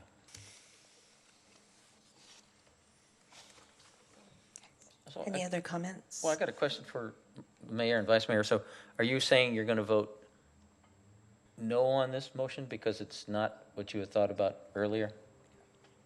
The vice mayor, I don't. No, so I said I was very clear from my perspective on what the previous motion was, and I supported that. But this alternative might have addressed, actually I want to read it one more time. Yeah, I was open to an alternative that does sort of guarantee that phase 2 of the residential will be built. So I'd actually like to take a moment to read this.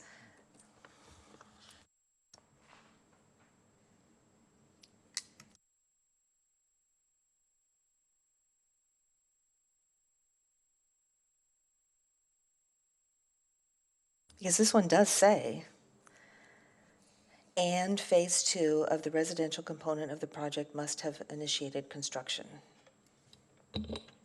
The difference is that it's only if the off-ramp isn't done. Right.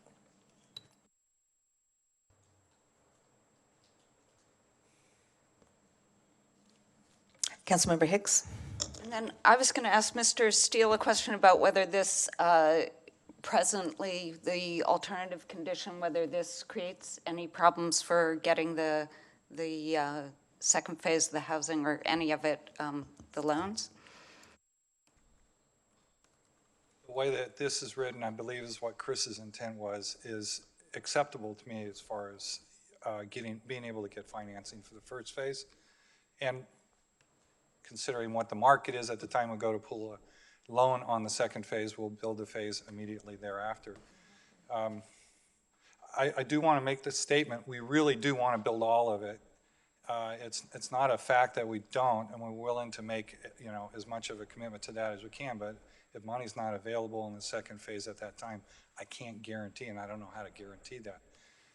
We value the entitlement. We value the 3.5 years it took us to get the entitlements.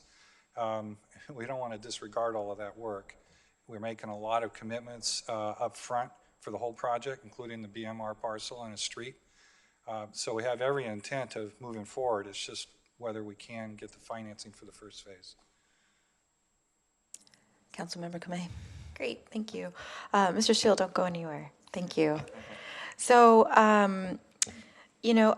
this, I guess I'll disclose that I took a phone call from the applicant and had this discussion, which is I have been voting for the different different aspects to help bring this project to light, in the spirit that we're trying to get this project and housing built in North Bayshore.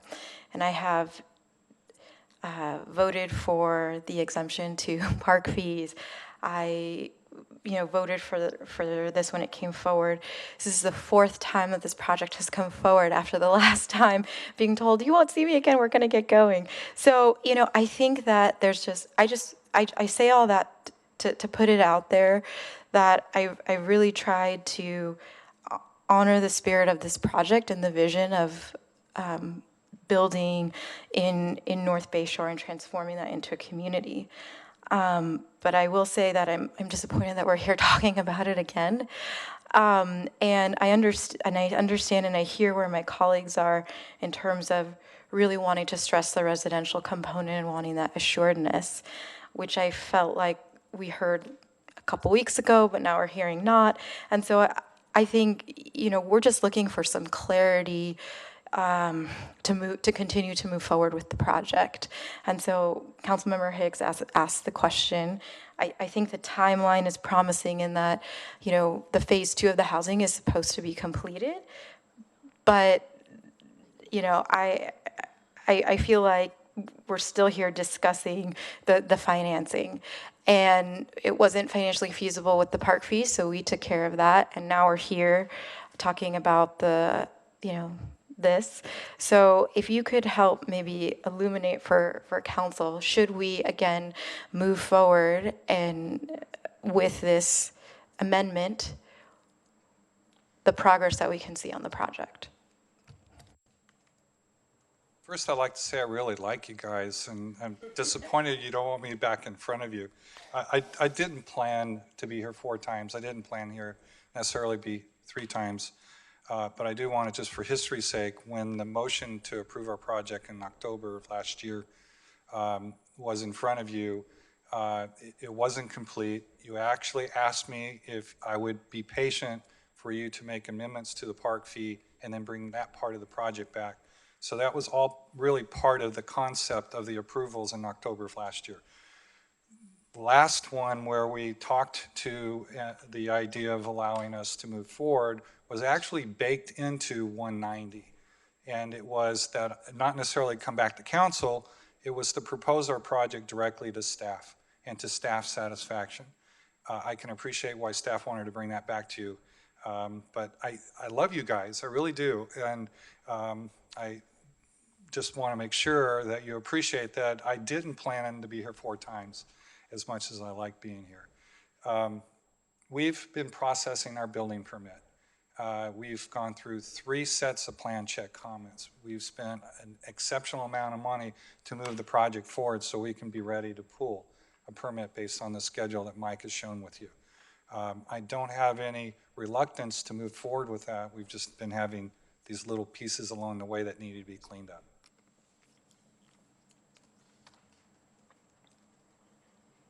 Vice Mayor Abe-Koga.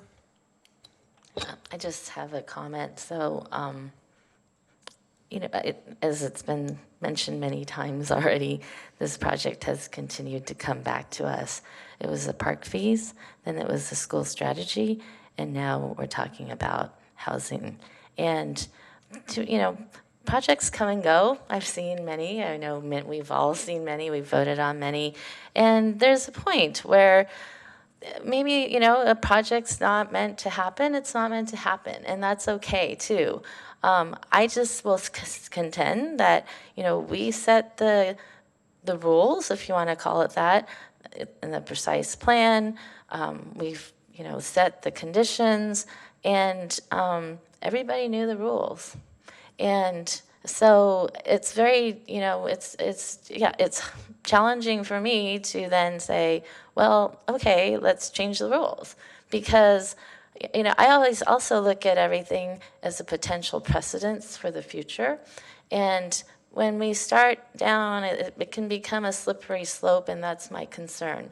How many, we approve this with these exceptions. How many other projects are going to come in with exceptions? And then all of a sudden I feel like, the many years that we spent creating these plans, we're not worth, they're not worth anything, or they're not being regarded. And that's my real issue with this, is that we had a transparent, open process on, in putting the plan together. And I just expect, folks to adhere to that. Sure, maybe if there's a little, hiccup or whatnot, we can make an exception here or there, but this is 4 exceptions, and I just think there's a limit. And so, I'm going to stay with the original motion. I would hope that my colleagues would do the same. I'm kind of surprised that if ever the vote goes the other way, it then, really kind of brings to question what our council meetings are about if we're going to just change our mind every other week. So, I hope that folks will stay with what their original intention was. I mean, I will say I didn't hear from everyone, so I don't know what you thought the motion said, but reading it, I think it's pretty clear. Councilmember Clark? Well, again, I'm not changing my mind. I'm sorry if my intent wasn't clear, but that's all I can say. I'm not lying when it comes to that. And we all knew that Sobrato was probably going to be the first to go. We all knew that we'd have to make exceptions along the way to make this work. We didn't have a school strategy. I think they've been very willing to work with us along the way in ways that I think many others wouldn't have been and probably would have just pulled out. And, I'm eager to see the first housing come in North Bay Shore, and I think these are reasonable exceptions to make in order to make that happen. And we've made it exceedingly clear that we don't expect to make these sorts of exceptions for others. So I move that I'm going to make a motion and that we adopt a resolution amending Exhibit A of Resolution Number 18259 to amend Condition Number 190 of the Planned Community Permit and Development Review Permit PL 2017-380 for 1255 Pear Avenue to 1, allow building permits to be issued prior to completion of the Plymouth Space Park realignment and Shoreline Highway 101 off-ramp realignment if occupancy of the office building occurs prior to completion of the off-ramp and the trip cap is exceeded after 2 consecutive monitoring events. Phase 1 of the residential component of the project must be complete, and Phase 2 of the residential component of the project must have initiated construction, and the applicant shall fund a congestion pricing study up to $1 million or make an equivalent contribution to the city for the transportation improvements. And I assume it's understood that adopting this resolution, this resolution supersedes the one adopted at the prior meeting. Right. So we have a motion by Councilmember Clark and a second by Councilmember Hicks. And we have a couple people in the queue.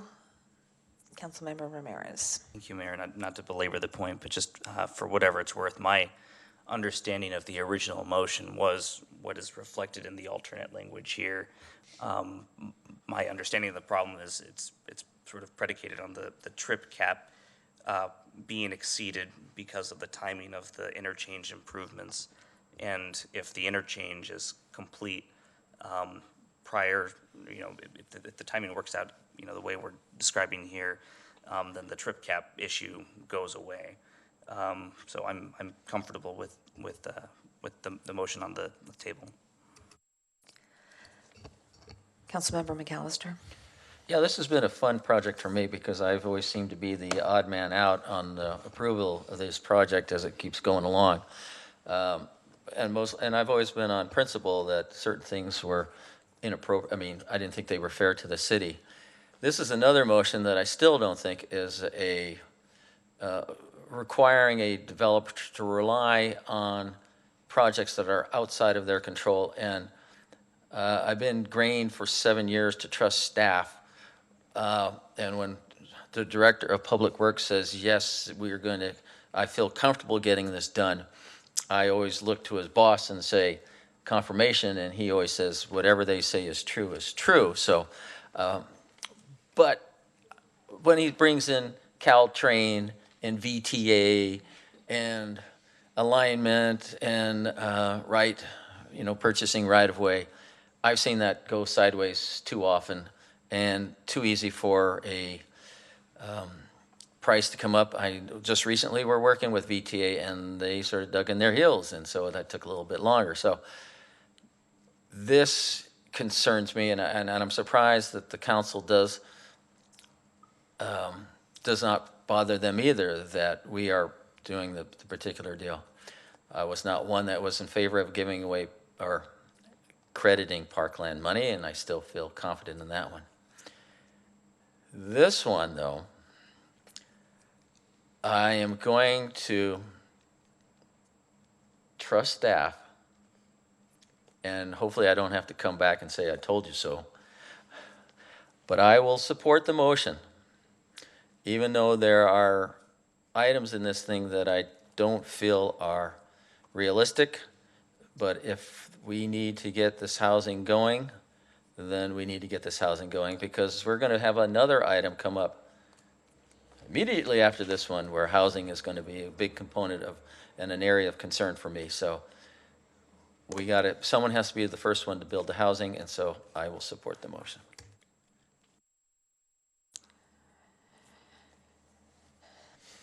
So I will add that I do have concerns about this. I also did take a call, I'll disclose, from the applicant this morning. And, I was very clear with what the motion was last time. It's kind of difficult to just count on people saying, yeah, trust that this will happen. But I do appreciate the comments about, yes, we do want to see some housing in North Bay Shore. I guess I would say that I really do not want this to be a precedent for any other one who might be considering building housing in North Bay Shore, either the previous exception that we made regarding the park fees or this one.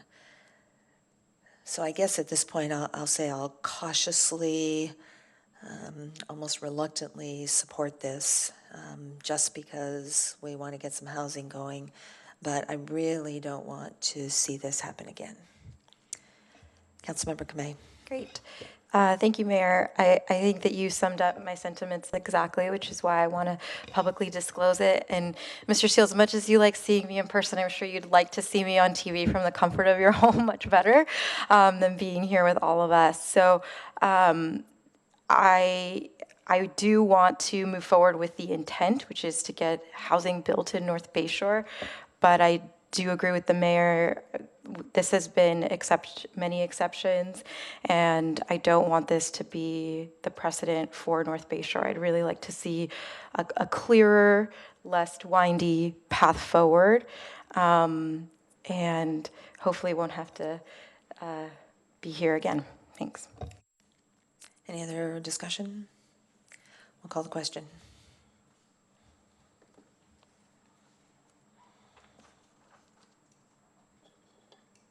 So that passes 6-1. Thank you.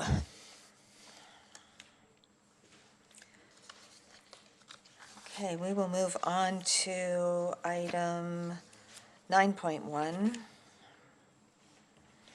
which is the Google Landings Development Project.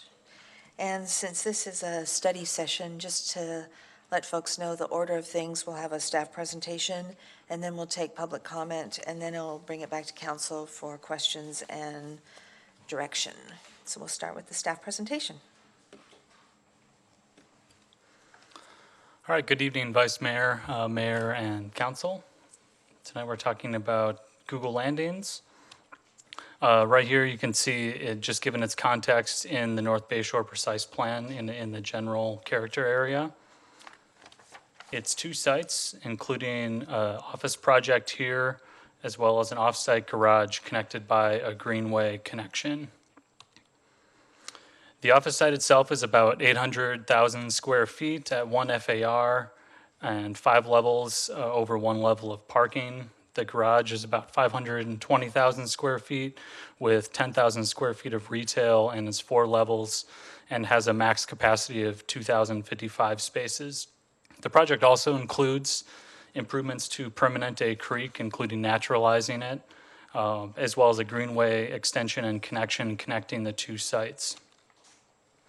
And just for some background, in 2015, Council allotted Google the necessary square footage in North Bayshore to reach that 1.0 FAR through a bonus FAR process. The planning application was submitted last year in October, and there was a council study session on December 11th, 2018 to discuss initial design direction, off-site parking plan, height, setback exception, tree removal and mitigation, and office site access. And plans have also been reviewed at the Development Review Committee meetings on January 16th and September 4th of this year. So just for some brief project updates, Google continues to work with staff to respond to this design direction from the DRC meetings, as well as our project reviews. There's a CEQA document being prepared at this moment for the project, which includes traffic utility and biology studies. And these studies are still needed to be completed and reviewed by staff at this time. And Google is also working with staff to plant 298 new off-site trees per council request, which came up at the previous study session. Council had asked Google to get ahead of their tree removal mitigation and look into providing off-site tree planting, which they have been working with staff on. And so to get into off-site access, another item that came up at the previous council study session was access through the site. And this was a topic that staff wanted to bring back to council. As you can see in the North Bayshore Precise Plan, the site itself, which I'm pointing to right here, includes a conceptual new street through that site to break up that large block. At the previous study session, council supported some flexibility with that, in including it not having to be a street and it could be a public pathway instead. And so as you can see here, closer up of the site, this would be where that North Bayshore Precise Plan line would be through the site itself. This is their current, this is Google's current plan. The private portion of the project is in blue. So as you can see, that access is not provided at this time.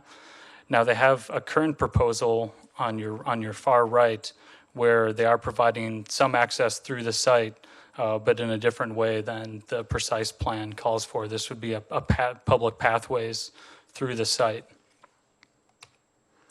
And one thing to mention as well, there is an office site access alternative because this site right here at 1875 Charleston is being leased by Google, and that lease expires in 2057 with 2 10-year options to extend that to 2077. So this landscaping portion isn't being included in Google's landscaping calculations, but it is located in the area where the site access would be going through it. So there would have to be an alternative plan in the future should that property not be a part of this project anymore. And so at this time, we really don't know what that exact plan is and what the impacts to access and project design would be at this time. And so the discussion questions for this topic are, does council support the proposed public access plan? And question 2 is, does council support the proposed alternate access plan should Google's lease of 1875 Charleston not be extended? Then moving on to community benefits, Google's original bonus FAR proposal in 2015 included $35.55 million in community benefits. And this amount was adjusted for inflation to $41.59 million at this time. And Google's current proposal is 11 projects totaling $44.6 million. As you can see on this here, there's the 11 projects. A majority of them are transportation improvements, public space improvements, as well as the off-site tree planting and a park nearby. And so as I had mentioned before, there was a traffic study that's ongoing to look at what transportation improvements are currently proposed that should be considered project requirements. But staff does believe that one of the community benefits specifically mentioned in the proposal, which is the Permanente Creek and Green Loop connection valued at $2.3 million, should be considered a project requirement at this time. And that's because this connection is shown in the precise plan, and also this connection is a key linking between the office site and the off-site parking garage on this project. Since there is an off-site parking component, we feel this connection is necessary for the project and should be a requirement. And so I do want to mention one thing, a correction in the staff report for this. We initially had talked about net zero water as being a project requirement, and I would like to remove that support. Staff does feel that this should be considered a community benefit.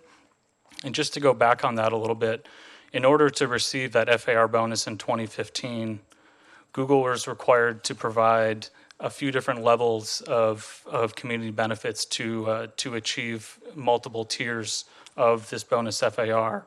The highest tier being to provide a net zero green building or a public benefits / district improvement project. Google ended up providing both in this application, and these were viewed as a whole without net zero water or public benefits being separated out, and this amount of benefit per square foot was calculated together. So given that, staff supports requiring net zero water as part of the project because it was something that was proposed in the original bonus FAR proposal, but we do feel that it was actually intended to be part of a community benefit for that bonus FAR acquirement. So with that, the discussion questions have changed just slightly. I apologize for that confusion, but I'll try to read them as they should be read. So question 3 is, besides the one proposed community benefit in question, does council support the other proposed community benefits and a total benefit value of at least $42 million? And question 4 is, does council agree with staff that the bicycle pedestrian bridge project should not be considered a community benefit? And so again, here are the 4 listed as a discussion item. And this concludes staff's presentation. Thank you very much. Thank you. I forgot, I did hear that the applicant also has a presentation. So we can do that now if you're ready.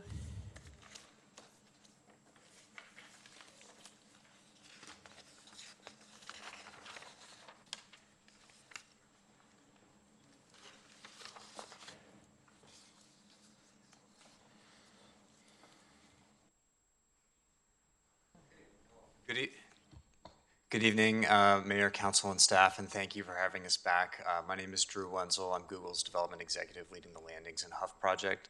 I'm joined by a few of my colleagues who will be able to help us answer questions when we get to Q&A. But we're going to go through a quick project overview and update and then dive into the questions that staff just presented to you. So since this project came before you in December last year, we've added this one component in the middle of the project.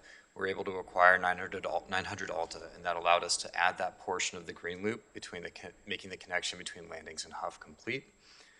And just to remind you, the reason why we have this one project spread across several different sites is because of the need to repark Charleston East and a little bit of overflow from landings. So this is becoming a consolidated parking solution for both of these projects. So the design, to remind you today, there's about 250,000 square feet surrounded by parking on the site. Our intent is to raise that, tuck the remaining parking that we can fit on site underneath the building, return all that area to open space for the public and for the natural environment, and then have a blank canvas to build on top of. And that results, when we kind of really consider what is a good building to be designing for this region, for this climate, in this shed-like structure that we have been working with staff and DRC, as Matt mentioned, to kind of push, pull, refine over the last 9 months or so. This is a quick view looking northward along the new portion of the Green Loop Trail on the west side of Permanente, right where the new bike ped bridge will land. There are a lot of really great sustainability stories we're going to be able to tell about this project. The one that I wanted to highlight here is that we've been able to eliminate combustion entirely.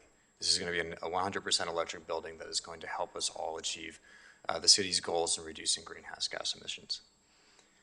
Moving over to Huff, this project has changed a bit since the last time you saw it. It's still a four-story parking structure with 2 roughly 5,000 square foot retail spaces on the ground floor. We've been working a lot with staff and DRC to make the kind of spill out areas from the retail really kind of accessible and hopefully they're going to be really highly used. We've also been working on this facade system, which is going to be a kinetic system that will kind of move with the wind, and we're working on the artistic expression of it as well. But we're hoping that this really does create a great experience at the ground plane along the Green Loop here. And also to respond to one of staff's questions, there's now a megawatt of PV installed on the top of the structure as well. So moving on to staff's questions, we'll address these two together, the site access and how we've been working with our adjacent property owners. Carla and Sandra are here with us from the Molinari family of our adjacent property owners here. As Matt mentioned, and you will recall, we had a hard time figuring out how to make this access work with our security concerns. And eventually, we figured that we just needed to come up with a better solution, and staff pushed us really hard on that. We came back to them in DRC, and we presented to staff, I think, at the beginning of August, this solution where we really pull the security perimeter back, returning a large amount of space to that public realm and creating a new east-west access across the site that we believe is going to be very useful. Comparing the two side by side, the original intent of the precise plan would have created about 1/3 of an acre with that north-south connection. We're giving back about 10 times that with this move here, in addition to that additional connectivity. And we're really working to make all of these publicly accessible spaces a really amazing experience. And we feel that we'll be able to do that, not just in the public space, but also in the secured space by kind of spreading this out a little bit further. Here's a quick look at the first public entry area at Landings Drive, and then once you're in the thick of it. But staff did make a good point that some of these improvements that we're showing are on the Molinari's property. We have a long-term lease on that ground, 38 to 58 years. And this solution that we floated as one option, we still have some concerns from a security perspective. We also think this compromises the experience for both the public and the private realm quite substantially.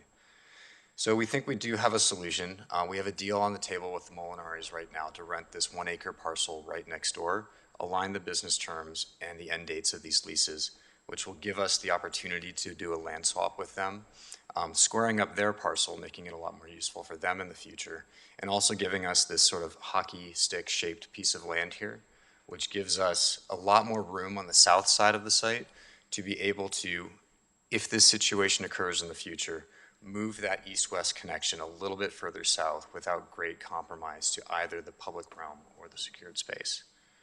So the Molinari's are in support of this, but they're very much thinking about their future as well.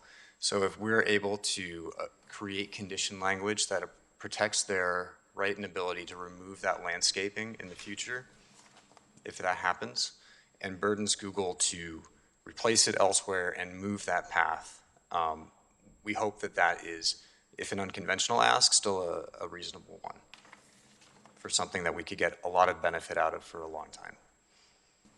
All right, questions 3 and 4, community benefits and housing. So as Matt mentioned, in 2015, staff valued our community benefits package at $35.5 million. That jumped to 41.6 after we escalated it, and we think we're above and beyond that at this point too. I'll just touch on a couple of projects here. This funding for North Bay Shore Transportation Priority Improvements. Think of this as an extension to the TIF. We know that there are a lot of studies in progress right now, and we're looking to enable staff and council to get going on the ones that come out of those studies as being the highest priority to start working on. And this is a fund to help you do that. 3, we understand staff's position that they don't believe that the permanent day bike ped bridge should be included. I would want to note that it is extended and better since 2015 with the addition of the Green Loop portion along 900 Alta, which is part of, I think it's Transportation Project 6 in the precise plan. So there is a benefit, a portion of this that is called out as a transportation project within the precise plan, and we hope that it could still be included as part of this package. We'll move over zero net water in this case, and we'll go right to the bottom here. We did move from some of our conversations about $2.5 million from that transportation fund to a fund for homeless services and programs. Through some of our conversations recently with some of the nonprofits in the area, we're hearing that case management is a really strong need. And there are lots of other things, I imagine, that are going to be important for staff and council to start addressing immediately. We, again, want to make these funds available for your use. And so this is kind of a quick look at housing in a little bit more detail, and specifically what we are doing and have done in Mountain View above this kind of dashed line. In the last year, we've contributed almost since 2016, we've contributed almost $4 million in grants to Mountain View NGOs. The Landings project specifically will have this $2.5 million associated with it. And then we have recently had a few conversations with Housing Trust of Silicon Valley where there's an immediate need they have to acquire some property right here in Mountain View that would allow them to deliver 70 affordable homes at 30 to 50% of the area median income. And so we're proposing prepaying about $5 million, which is about a third of our housing fees for this project, and getting them over that hump to be able to start that project as quickly as possible. Other noteworthy items here, the Regional Housing Fund that we announced a few months ago. There are 2 projects in the pipeline right now that are also right here in Mountain View. One to create about 160 affordable units, and the other working on permanent homeless shelters and navigation centers. So while that may not be tied to the Landings project specifically, this is just a snapshot of overall what Google is doing right here in Mountain View, with more opportunities that could potentially come from this regional fund as projects continue to roll in. So that is the update of our project, and hopefully a little bit of overview for you on each of these questions. I mean, we're still really excited to bring what we think is another kind of amazing high design project that is going to contribute a lot to the public realm, the natural environment, and do a lot for the community. We look forward to your questions. Thank you. Thank you. Since this is a study session, we will open it up for public comment now. So if there's anyone who wants to address the council on this item, if you could please come up to the microphone and be sure to fill out a blue card either before or after you speak. And can I see a show of hands? How many folks want to speak on this topic? Okay, each speaker will have 2 minutes. If the first speaker could come up.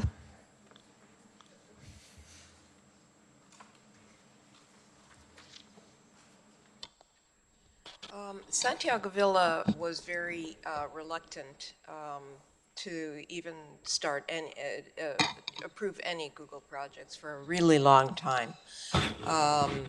It took residents a very long time to get used to the idea that we're living in an area that is changing rapidly, and either we get on board or we move out, and people have moved out. Those of us who are left have seen the benefits of Charleston East, or it looks like Charleston East is going to be done by the end of next year. You know, when we look at other cities with these challenges, like Cupertino has Apple, and we're very thankful we don't have Apple in Mountain View. Or IBM or Hewlett Packard or any companies that do not value their surroundings and the people who already live here. At the end of the Charleston East approval, you might remember that actually the entire audience stood up and applauded because Google worked so hard to get every single stakeholder into its and ask, how are we doing? What would you like to do differently? Google is quite different from any other company in that they do have the right values for our city. And we would like to see this one go forward. I ride my bike every day in the Land Aids project. It is an eyesore. And I'd really like to see it be a very pleasant place to ride. Thank you. Next, please. Alex Brown, South Villa, North Bay Shore, Mountain View. What she said. No, Landings is terrible and we should burn it to the ground. It's a rat-infested, monstrous place right now, and this looks great. I'm very excited to have a green loop where we can get out of the park and into open spaces full of trees and nature. I think that's going to be awesome, and I'm very excited for it. Thanks. Thank you. Next, please. My name is Amanda Cole. I am part of a group called SOS in San Jose, but I also live in Mountain View, which stands for Survivors of the Street. I have a few suggestions for the homelessness fund. We need a van that goes between shelters because right now people, when the shelters get full, they have to stand out in the rain. I think that building like a Mary Poppins land on top of a lot of sorrow and before the homeless situation is solved might not work. What we do have definite, there's a lot of agencies that can contribute a lot of ideas towards what would be needed, and we would love to have some funding for those things since we're all volunteering our time and having more and more and more responsibilities on trying to solve this problem. The volunteers and people that have survived this. Okay, that's all I'm going to say right now. Thank you. Next, please. Hi, my name is John Betts. I'm also a member of the SOS group that's under the umbrella of Sacred Heart in San Jose, the nonprofit down there. And this group is empowering homeless people to be able to start having what they think about these things enter the conversation.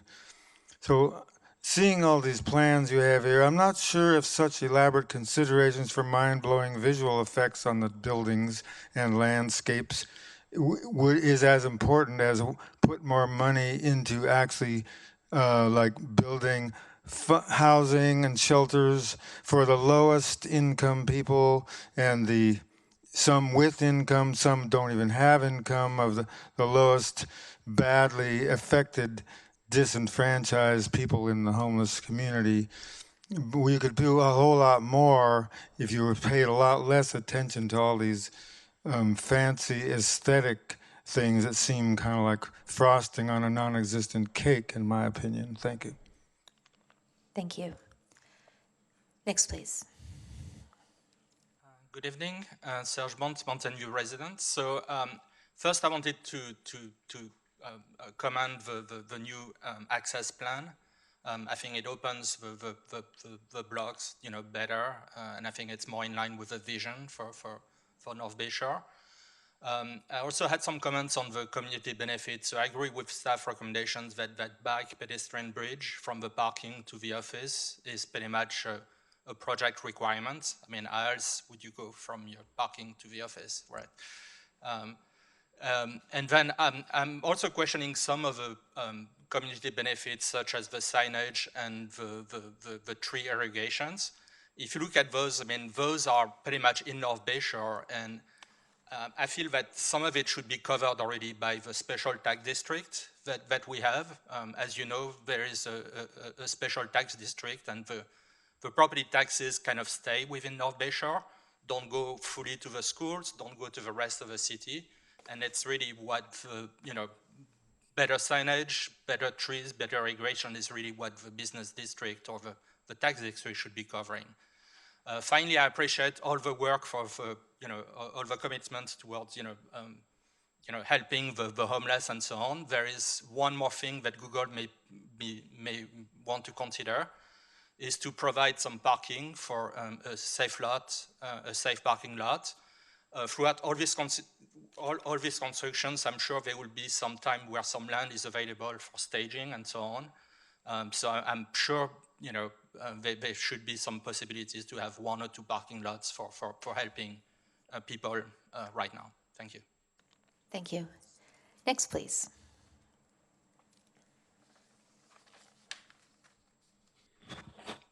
Oops.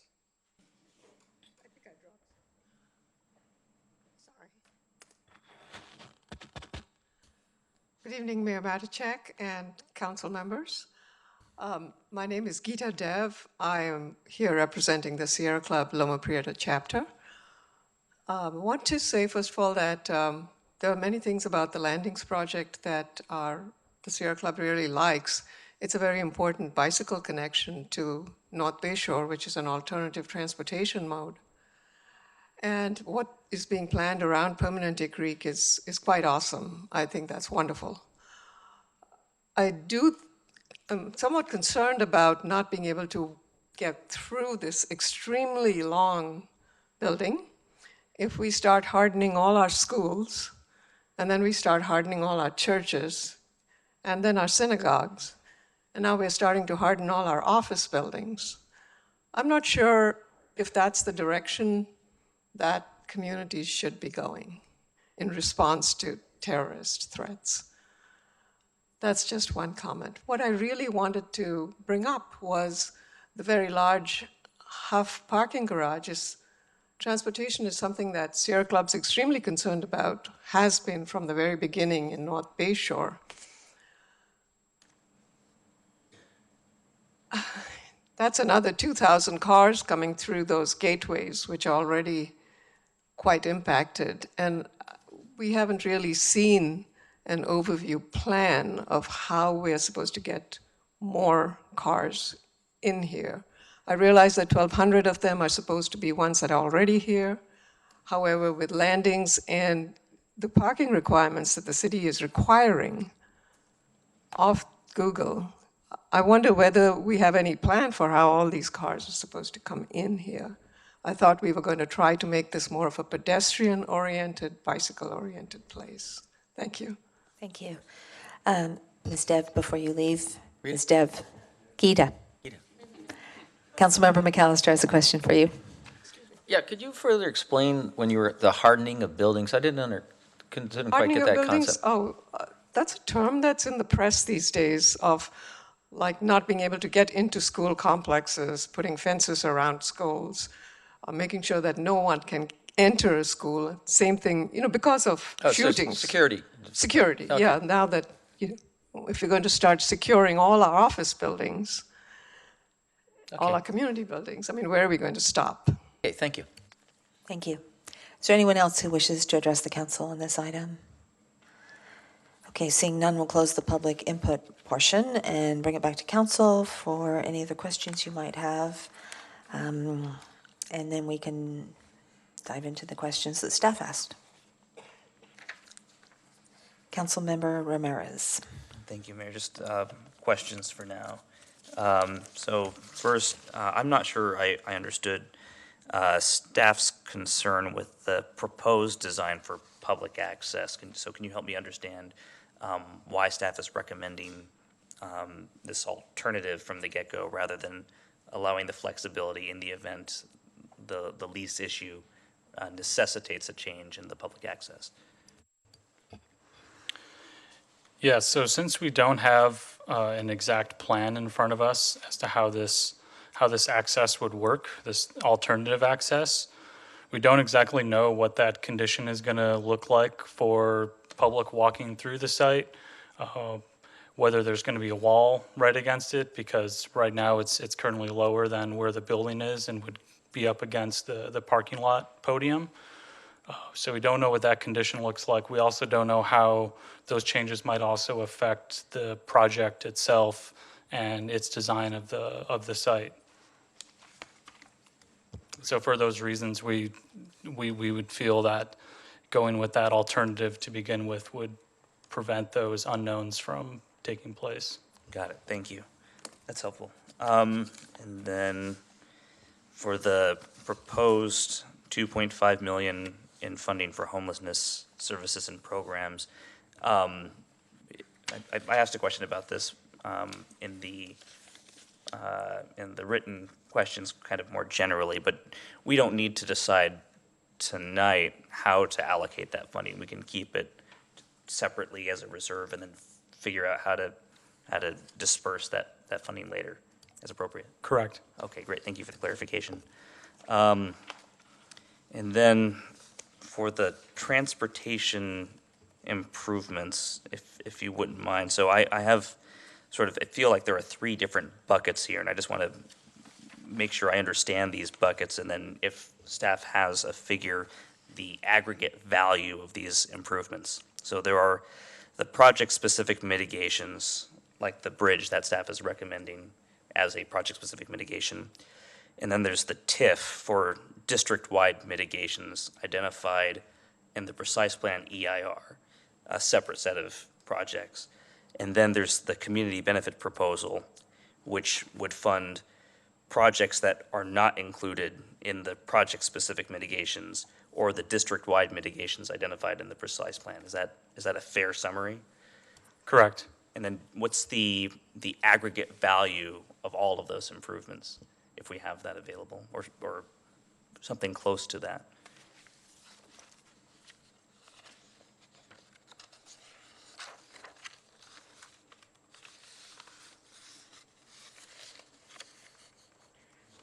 And you're looking for the total value? Yeah, well, if you don't have that available, Okay. that's okay, but Yeah, for instance, the Rengsdorf bicycle pedestrian bridge over 101 is estimated between 20 and 30 million. So we don't know exactly how much it would be at that time. As well as, and then the fund, the $15 million fund would just go towards general improvements that come about with the project, and potentially some of those, based on the traffic study, could go towards project requirements. We don't know at this time with the traffic study not being in place yet.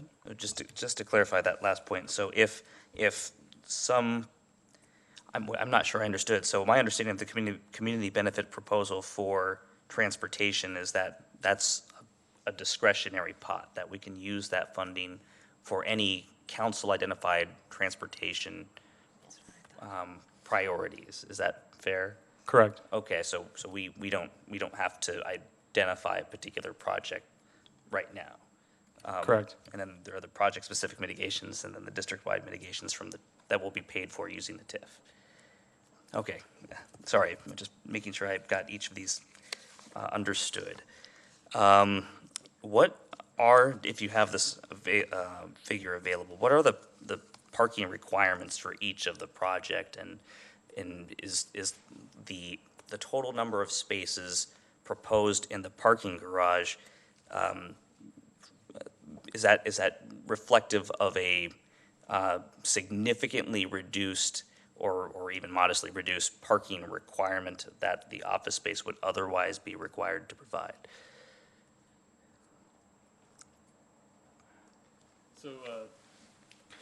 So, as you can see here, we've also been working with Google on a master plan document that includes showing how this parking would actually work over time.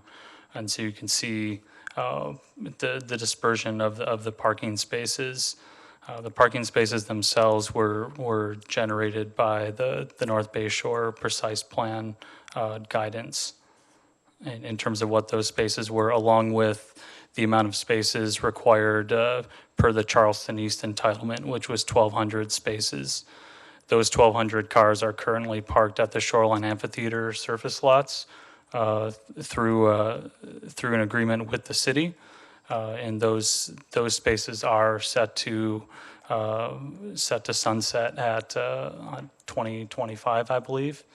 And at that time, those spaces would migrate into the Huff structure. Okay. My understanding is the precise plan has a parking maximum for office space. Is this, a parking like ratio maximum. So is this reflective of that maximum, or does it exceed the maximum? It's lower? Yeah, it's below the maximum. So with a maximum, they have to, a developer would have to do studies to see kind of what is the appropriate number of parking spaces with their TDM program and their office population density and all those factors, and put those together, and then they shouldn't exceed the precise plan, So which they're not. It looks like a big number, but it's actually a reduction from what they could otherwise provide under the parking maximum in the precise plan. That's correct. Okay, great, thank you. I'm almost done. I have a question for any representative from Google. There in the slide listing housing-related contributions, you reference a navigation center, and just to clarify, that's separate from the community benefits package. That's something that you're exploring and not proposing to use community benefit funding for. That's correct. Yeah. Okay, so Let me just clarify a couple things on this slide. So under, and I'll answer your question first, but just to take them in order, under the Regional Housing Fund,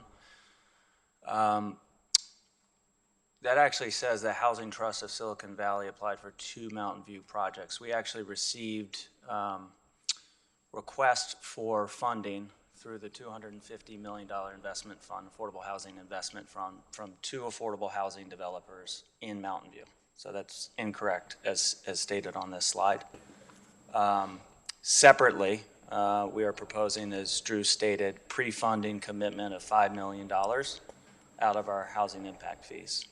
That would go to the Housing Trust of Silicon Valley for the gap funding for a $10.5 million land acquisition loan for a project in Mountain View to deliver 70 units at 30 to 50% AMI. Separately, we're proposing the $2.5 million be provided to the city for homeless services, which could include a navigation center, temporary and or permanent. And we've had very preliminary conversations with affordable housing developers as well as service providers around that idea, but we didn't want to presuppose what the city wanted to use that funding for. So just to clarify, those are kind of the 3 components. okay, I think I understand. Makes sense. I'm happy to clarify with. So before we moved, were you going to move to a different topic? Yeah, 'cause, I think we have more questions about this topic. Thank you. Vice Mayor Abe-Koga. Yes, thank you. I was hoping to get more clarification on the Regional Housing Fund to the 2 Mountain View project applications. So are you saying that they will be funded, or are you saying that they're just right now under review? They're currently under review. Okay, and when do you plan to, or when do you think you'll make a decision on those? I would like to say we'd be able to get to a decision in the next 30 days. Okay. So, but those are not included in your package? Correct. So Those these are in addition. Outside of that? Correct. All right, thank you. Did you have a question on this one too, Councilmember Hicks? Yeah, and you don't have names or locations to disclose at this time, is that That's true? correct. That's correct. Once we get through the selection process, then we would make those projects known publicly. Mr. Rich? So I think everyone understands this, but just to make sure we're all clear, the $2.5 million for community benefit, the first, I believe, and correct me if I'm wrong, Michael, but that is coming from what was originally money proposed to transportation. So it's not a net increase in total community benefits. It's just transferring it from transportation to housing. And I have a question about the 3.75 million, because there's 2 bullet points below that don't add up to 3.75. So we just wanted to, and I might need to lean on Javier here, but we wanted to highlight 2 of the most recent grants that we made, the $1 million to Hope Corner last year and the $150 to CSA that we made just last month for case management services. Okay, do you know what the other, like roughly 2 million was used for? Javier, can you answer that? Thank you.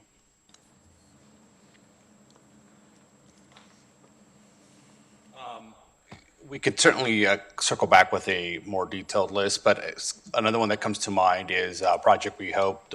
They were building a shower unit so that they can serve the Mountain View population. That was one, and I think that was for $150,000. And then the other one was $100,000 that went to CSA during the Inspire Mountain View program grant that we did, and then but we could certainly circle back with some of the other projects, and I could probably get that at the end of the meeting. I have a list. I just need to look it up. Okay, thank you. Okay, so Councilmember Hicks, you were in the queue. Did you have other questions? Actually, a lot of my questions have been answered. Just, can we go back to I'm a little unclear on some of the parking. Can we go back to the parking master plan?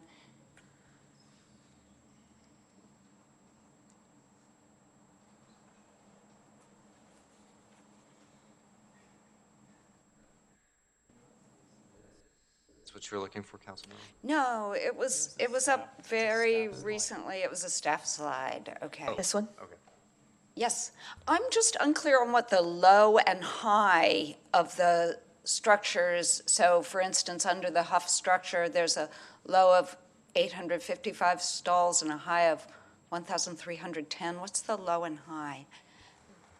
Both of those parking lots have a phasing approach to them, where there would eventually be stackers integrated into the parking structures, which would take that low to a maximum high level once full occupancy is set.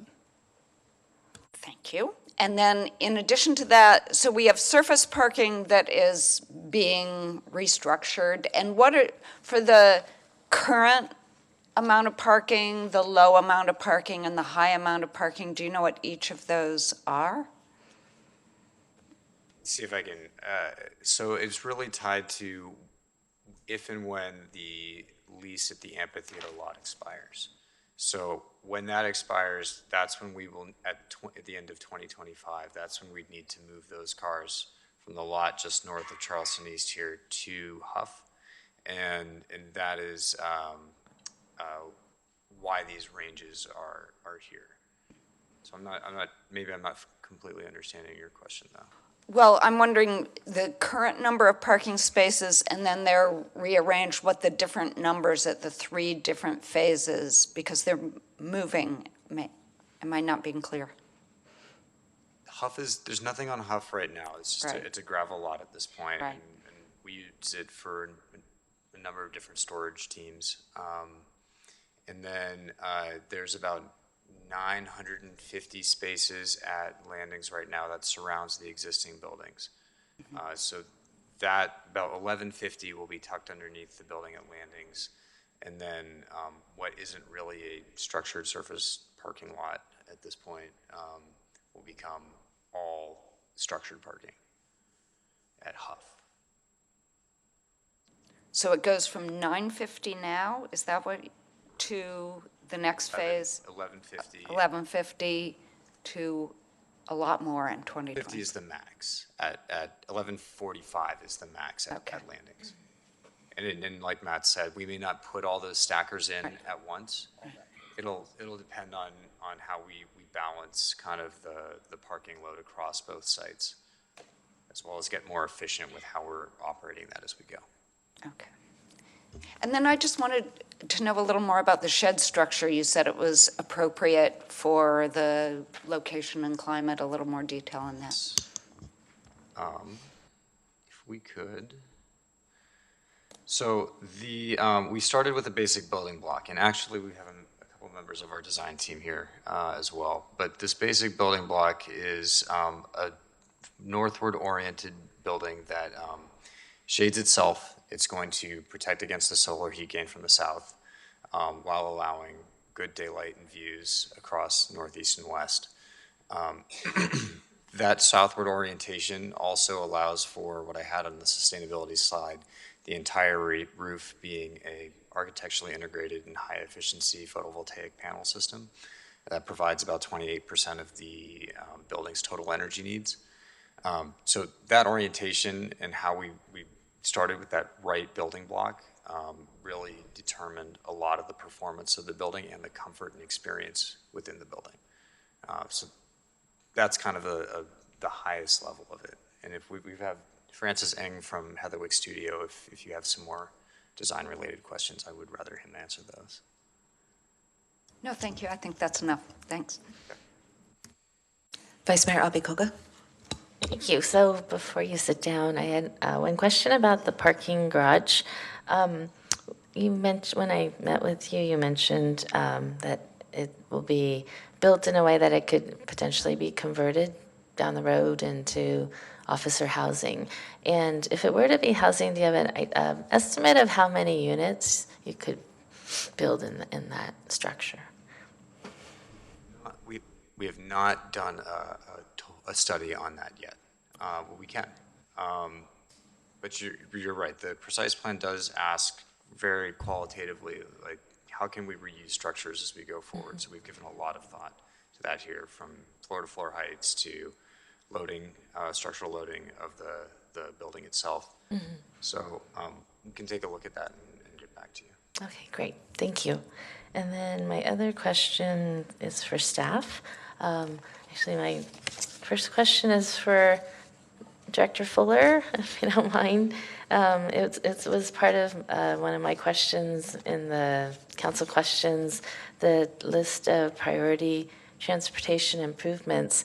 I guess I was trying to match this up with some of the descriptions of other projects, and I don't know if some of it looks like it's worded differently. So I don't want you to go through each item, but could you identify after this project, if it were to be approved, what would be remaining on this list?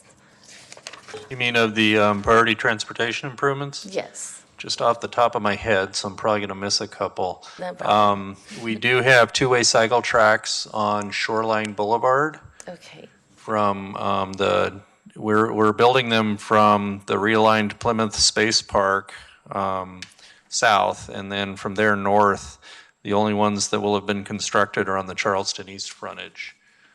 So there's a big gap there, and a lot of those properties are not yet redeveloping. So, and we don't have those funded for design or construction. The Google, through a reimbursement agreement right now, is designing the Charleston transportation or transit corridor improvements phases 2 and 3, but we don't have construction funded for those yet.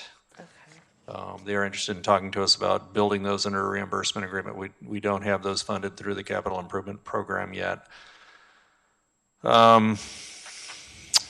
Those are the major ones I can think of. And then don't forget the Shoreline circulations, the North Bay Shore circulation study work that's currently underway. We're going to be looking at the feasibility of a bridge over Stevens Creek, the Charleston undercrossing over on the other side, and possibly some other improvements. Possibly improvements to the Ringstorf interchange and some other things. Those were not all part of the original North Bay Shore Precise Plan, though, and so they are not on this list, but there will be some other projects likely come up from that. Will we be revisiting all of those projects at some point?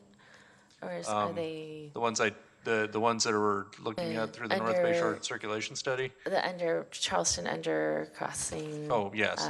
The bridge.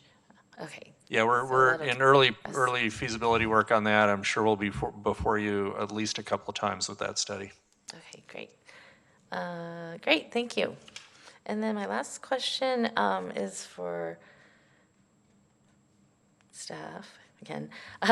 So do we need to decide these on the project, the community benefit projects? Do we need to, thumbs up, thumbs down on each of the projects, or are you looking for an approval on the total package of $42 million tonight?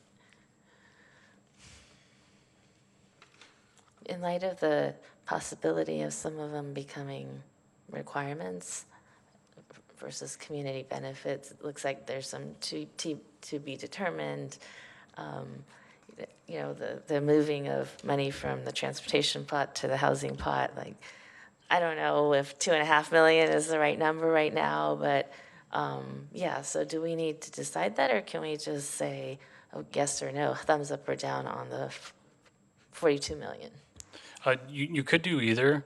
A majority of these projects were originally proposed in the bonus FAR proposal. So they could say similar to that, but council does have discretion to move some of those around. And it doesn't need to be decided now. Council is welcome to voice suggestions, and it could come back at entitlement. So when will you be able to come back to us with a determination of, or your recommendation of what should be requirements? Is that what is included here, or are there other items you're still looking at? Yeah, depending on the traffic study, Yes, mainly, it's possible that some amount of these community benefits could be a project requirement. We don't exactly know how much that would be, so we would, after that study is completed, staff would be reviewing that, and at that time, we would probably work with the applicant if there was a discrepancy between those, to fill those in some way and take that to council at that time. Okay, so there's still potential movement on these projects. Potentially, yes. If we don't determine them individually tonight, what we want and don't want. Correct. Okay, thank you. Just to add to that, if I could, I think we don't need specific direction on every single one. What we would be helpful tonight is the overall total, the few that are in kind of dispute, so to speak, that we want clarity on, and then some overall direction. Do you want some shifted to housing and homelessness, or do you want it all in transportation, kind of the broad buckets, and then the details can be worked out as we go forward? Councilmember McAllister. Yeah, thanks. These community benefits, so we determined a dollar amount, approximately $41 million. Did you work in conjunction with Google, or they came up with these proposals as their community benefits?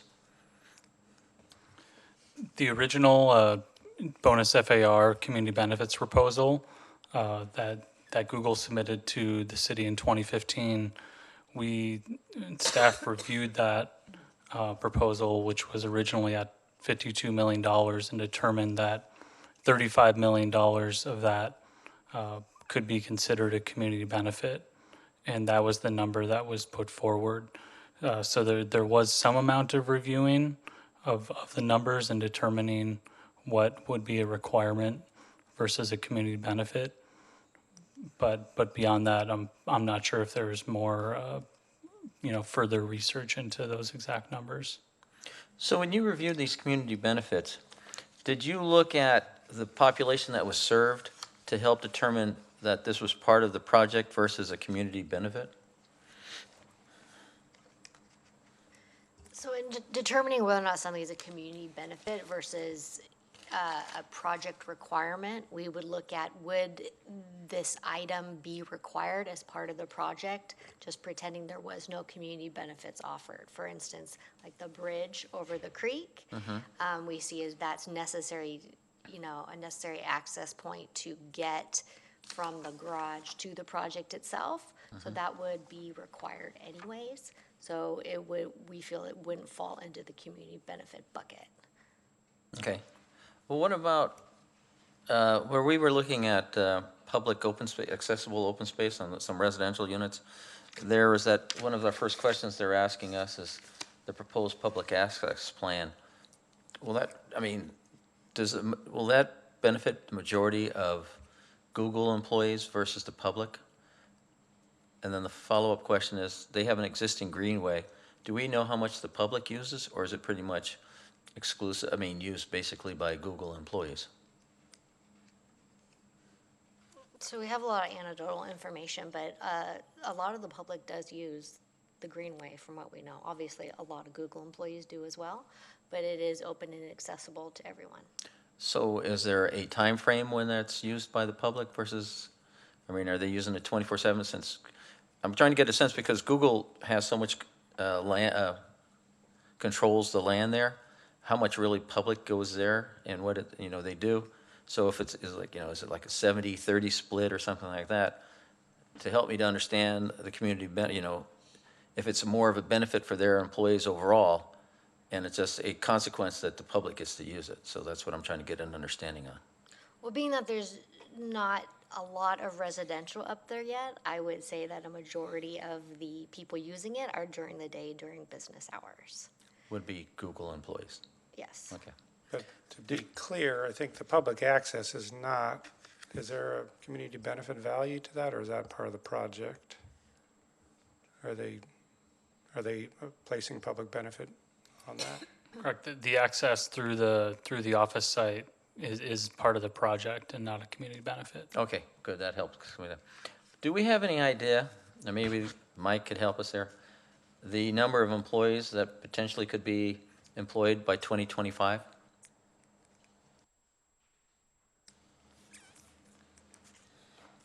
I want to apologize. I did not introduce myself when I came up here first. So Michael Timoff, District Development Director for Google. Thank you for having us. In terms of an estimate on landings itself? No, just all in north, I don't have an estimate for you right now. I think as we've discussed in the past, I was just told to say 30,000. That's total, but okay, so Bay Area. As Okay. you know, there's currently a headcount cap in place until certain transportation improvements are in place. And so right now, the plan is to move folks, once landings is open, move folks over from the Shorebird campus to allow for the redevelopment of Shorebird. Oh, I understand, but do you expect to see an increase in amount of employment in the North Bay Shore from Google? It's hard to speculate at this time. I think there's a lot of factors at play, right? The trip cap is one of them. Okay. Right? How much? So in the last 5 years, how much of employment has increased over time in there? I don't have that number at my. Okay. But we are below the headcount cap currently, and we'll stay below it until the cap is lifted. Okay, thank you. Going back to staff,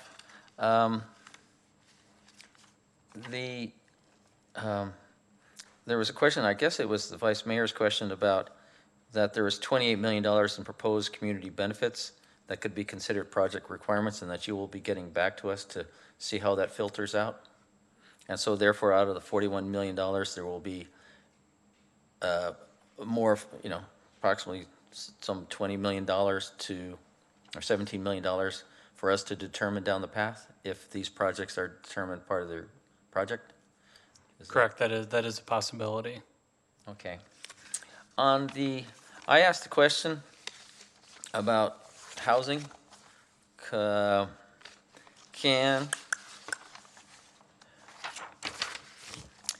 Is there any reason that Google cannot build housing over the parking lot or any other part of the landings? And the comment came back is that it's allowed if we change the precise plan. What would be, would a new EIR be required to change the precise plan? We would certainly have to do some additional environmental review as well as some assessment as to, we wouldn't want to just have residential allowed out there. We want to see how it would be more contiguous with the areas that are already allow residential. Okay. So was there any discussion with the applicant as they're building a parking garage to bring in more people to the area? But was there any discussion that if we put housing over at Huff, then we wouldn't have to have so many transportation demands because people are living on site? And so it seems that are we valuing parking more than housing over in this particular area? So the North Bay Shore Precise Plan, the most recent version, did take into consideration the number of housing units in the entire area, and the landings project was considered, its office square footage was also considered in that overall calculation. So we felt that the initial number of housing units proposed to be allowed in North Bay Shore was appropriate to offset the amount of office. So the proposed 6,000 units that are going to be over off of Shoreline were to cover the 3,200, well, the people that are going to be working in landings? Yeah, landings was considered a part Okay, of the so that whole housing office was square going to be footage. covered there, okay. Okay. Was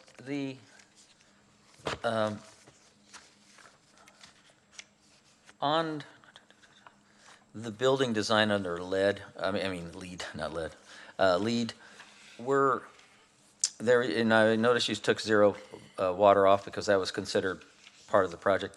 Was there anything in there, or when they come up with this new design for this building, would those be in the long-term cost reduction, or would that be beneficial to the applicant as those new technologies and lead items come along that would sort of self-pay for themselves over time? I certainly think there are there's a lot of cost benefit to these improved, building mechanical and other, things. They do also have environmental benefits. Okay. So when we talked about, they're allowing us, giving us funds for housing, which is part of their requirements. I keep going back to thinking that why would we want to house this population off-site if then we've got to provide transportation back into the site? So this housing element, could that be done or built on the top of Huff? So it couldn't at this time because the precise plan does preclude housing being from this area, but that could be something that could be considered in the future. Okay. Let's see, what else did I have on there? So tonight, we're not approving their community benefits. We're just sort of getting a sense of them? We're giving directions? Yes, direction. Okay, because I noticed there's some that are not related to North Bay Shore, but they're sort of a feel-good type of development, and that's what I was concerned about. That are we trying to concentrate all the benefits that will directly apply to North Bay Shore versus some that are outside of the Bay Area, out of the North Bay Shore area zone? We have two. You have the Magic Bridge, and then you have the Permanente Creek Enhancement Design south of those. Have those ever been, when you talk to them about that, it says, hey, those are nice, we would appreciate it, but maybe you do those independently of the project? So community benefits don't always have to be necessarily in proximity to the development project itself. That certainly is ideal in many cases, but with the magnitude of community benefits like this, we thought it would be, it would be appropriate that they might not all be focused in the North Bay Shore area. And one last question for the moment is, with this development coming in Charleston East, where have we thought about putting our transit center? Where is our transportation over, I mean, I know we're working on a transportation overlay program.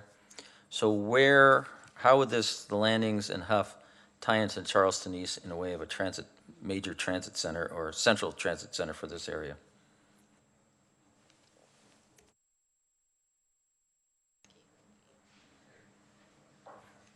Oh, dueling banjos here. Dawn Cameron, Assistant Public Works Director. As part of the North Bay Shore Circulation Feasibility Study, we are looking at where there could be key transit transfer points. One obvious area is the Charleston bus transfer area that's already been built or is in construction right now. And we could look at whether there are other key areas in North Bay Shore where there would be a good transit area for transfers. And Joel, do you have it? Because I have a follow-up question on that, but maybe he'll answer it on this one. Yeah, Gerald Hosky from Google. Exactly, the Charleston Shoreline area, that's an intersection where we have the 3 of the 4 corners that are not developed. Charleston East on one corner, but the other 3 are there with redevelopment potential and potential for transit site. I apologize for calling you Joel. It's Gerald. But Gerald, okay, so, so Dawn, you said we will be considering other spots, but we're approving projects, so why wouldn't we have that transit center? We know where these projects are going to be placed. Why can't we say this will be the area that we want this transit area to come? Because the Charleston East bus transfer station doesn't seem, right now adequate to handle a large number of people like that. So when you say we're going to look at others, well, part of what we're doing with the VISM modeling and the whole look at circulation, we are also looking at the projects that are being approved, the precise plan, what the land uses are there, and if we see that there's another area where transit should come together, that would be an area we would work to designate. But we may very well find that the Charleston Shoreline area, although you may say it may not be large enough, it may be adequate as a central point as a transfer area, because the rest of the transit service in that area may be just going and servicing its destination points, and we may not need an area that everything comes together to create some kind of transfer point. So that's part of what we need to look at in terms of the overall circulation in the area. okay, thank you. And I lied to you. I had another, not for you, but I have a question. So when I was talking to one of our Google executives here, they were talking, I was thinking, well, can we put any kind of housing along Shoreline? And it was brought up maybe potentially over at the area that we are taking over for the realignment of Pear. Has that been discussed with you guys, or is that even a potential ability to put housing over in that small section? The realignment of Artisha Vastava. Yeah, I'm sorry. I can answer a little bit. I think the council will be looking at some other projects, including the Gateway Master Plan and the subsequent Shorebird area. And at that time, you can take a look at the best way to lay out sites, where to get housing. So there's going to be opportunities in the future. Okay. And I misspoke again. One last question. So we were talking about safe parking, and I know someone was very concerned about it. But had the city decided that if somebody was willing to do safe parking, that we would hold them or provide liability insurance somewhere? I believe the way the program is structured right now, the operator provides the insurance and assumes the liability, but it's certainly something the council could explore if there was a willingness to explore alternatives to that. Yeah, city manager, because I thought we would. Just to follow up, we did get a clarification from Kimberly, who's our resident expert and was out of the office today, but she said yes, the safe parking provider does get insurance, and that covers the operations of the lot. Okay. Because one of the concerns I heard from Google was the liability, and I know we can't require it, but so Michael or Javier, that was one of the concerns, was liability. How can we move this conversation forward if one of your concerns was liability and the city says we will cover your liability? Just to be clear, Google will not be participating in the safe parking program. However, we are committed to working with the city and service providers as well as other landowners to fund homeless services programs, deliver much needed affordable housing. And part of the offer today on the $2.5 million is to, over the next 6 months, work with the city to find areas, whether it's city-owned lots or property that's owned by affordable housing developers that could potentially provide homeless centers and safe parking areas, either on a temporary or permanent basis.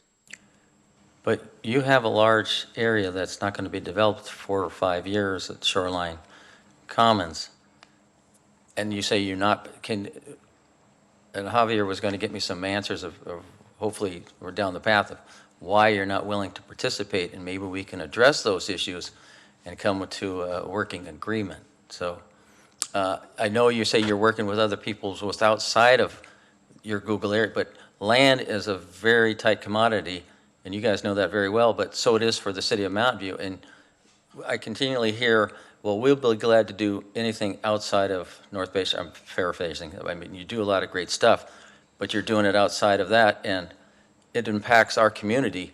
But if you have space in North Bay Shore, that would reduce the transportation for those folks, the homeless, provide them safe areas to live. I think that would be a win-win, and for you to contribute land would probably be a better benefit than giving us dollars at this particular time. So if we can continue the open discussion or potentially start an open discussion, knowing that we will take care of the liability, I would hope that Google would be willing to participate in opening up their land versus moving everything south from them. Is that a possibility? We are open to discussions with you all, but I'll just reiterate, we will not be participating in the safe parking program. And do you have a reason that you can give us? I think the reasons that have been raised already are sufficient. There are concerns over safety, security, and liability. And we'll just leave it at that. We are open to continuing conversations with you all and finding alternative solutions. Okay, those are my questions. Thank you.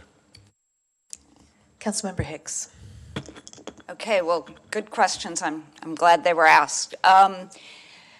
So I wanted to ask a follow-up question on the number of people, Google employees in North Bay Shore. You said they're 30,000 Bay Area wide, but in Mountain View, and can you be a little more specific in North Bay Shore and in Mountain View, the number?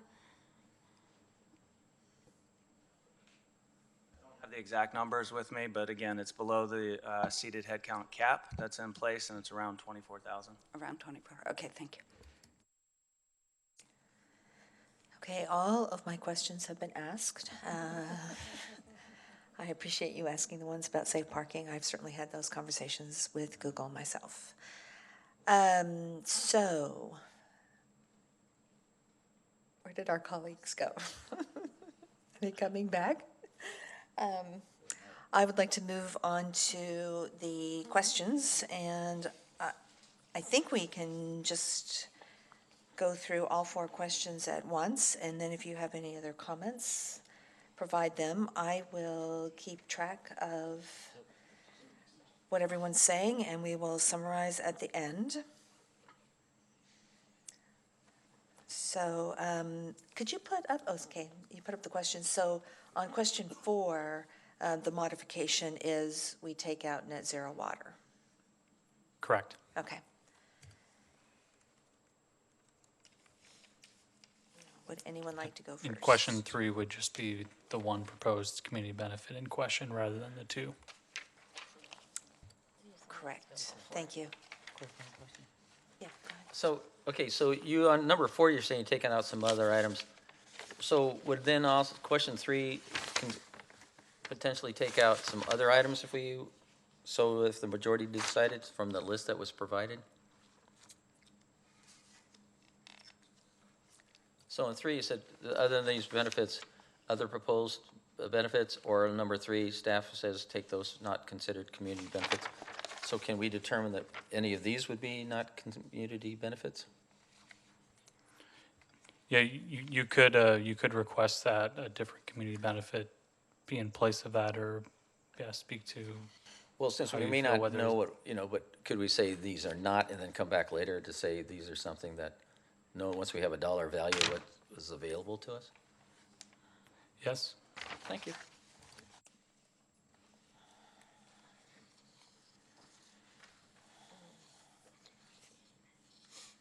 Councilmember Kamei? Great. So I'm just going to go in order of the questions, if that sounds okay. So one point of clarification. So I know for the proposed public access plan, which is the final proposed access plan, the one from the staff report or the one that we saw from the presenter? Or thank you so much for pulling it up.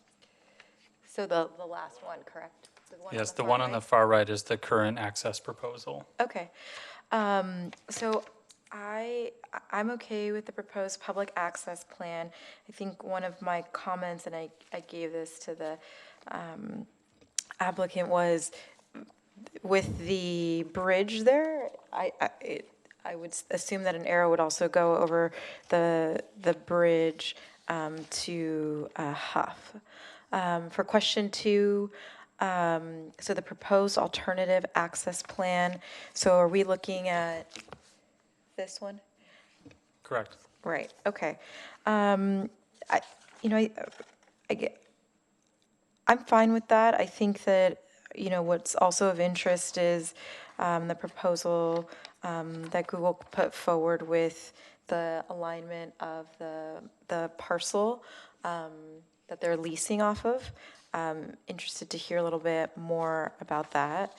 For question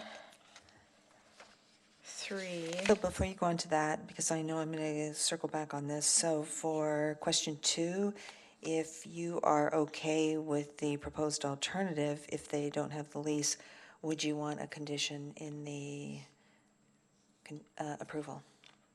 Saying that they have to, if they don't have access to the property they're leasing, they would move it. And then I think it was also, and they would potentially find another location for the open space that's being removed. Yes. Okay. And one question, does that open space have to be in North Bay Shore?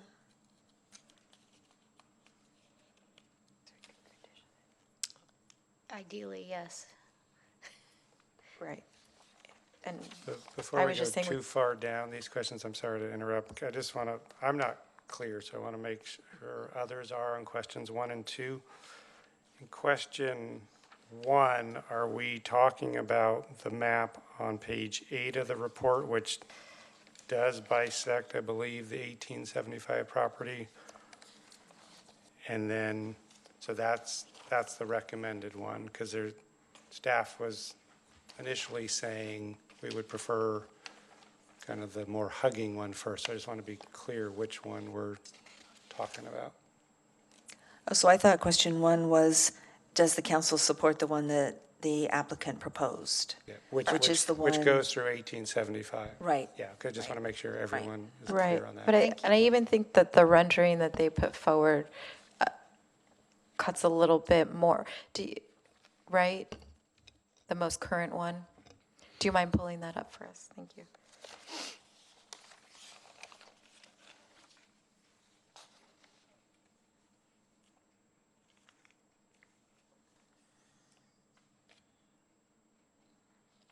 So for question 1, does council support the proposed public access plan? I'm assuming that it's the middle portion, the proposed design, which I am fine with.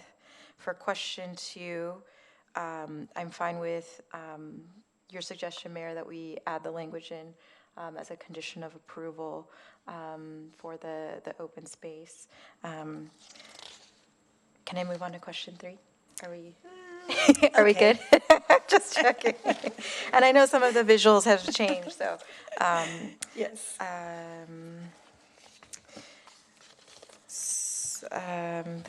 so for community benefit, I think the value, the overall value, which I think I saw somewhere was close to 44 million. I know it says at least 42, but I saw something else that said that it was higher, right? Yeah, I think from Google's slide that it was close. I'm comfortable with the amount. I think some of my colleagues were talking about the flexibility on allocating that funding in different buckets as things shift. I think one of the things staff brought up that's of interest too is, we'll know more once we get back the traffic study plan. And so I'm not sure if we would want to reevaluate that once the plan comes back in terms of how much should be in each bucket. But I think the overall amount, I support. And then for question 4, yes, I agree with staff that the bicycle pedestrian bridge should not be considered a community benefit. Thank you. And I will ask if there is anything on this page. I'm not sure what to call this page. It doesn't have a number. But anything that's listed as a proposed community benefit that you think should not be a community benefit as proposed by Google. Do you mind if I just circle wanna- back on this one? Yep. Great, thanks. Councilmember Hicks.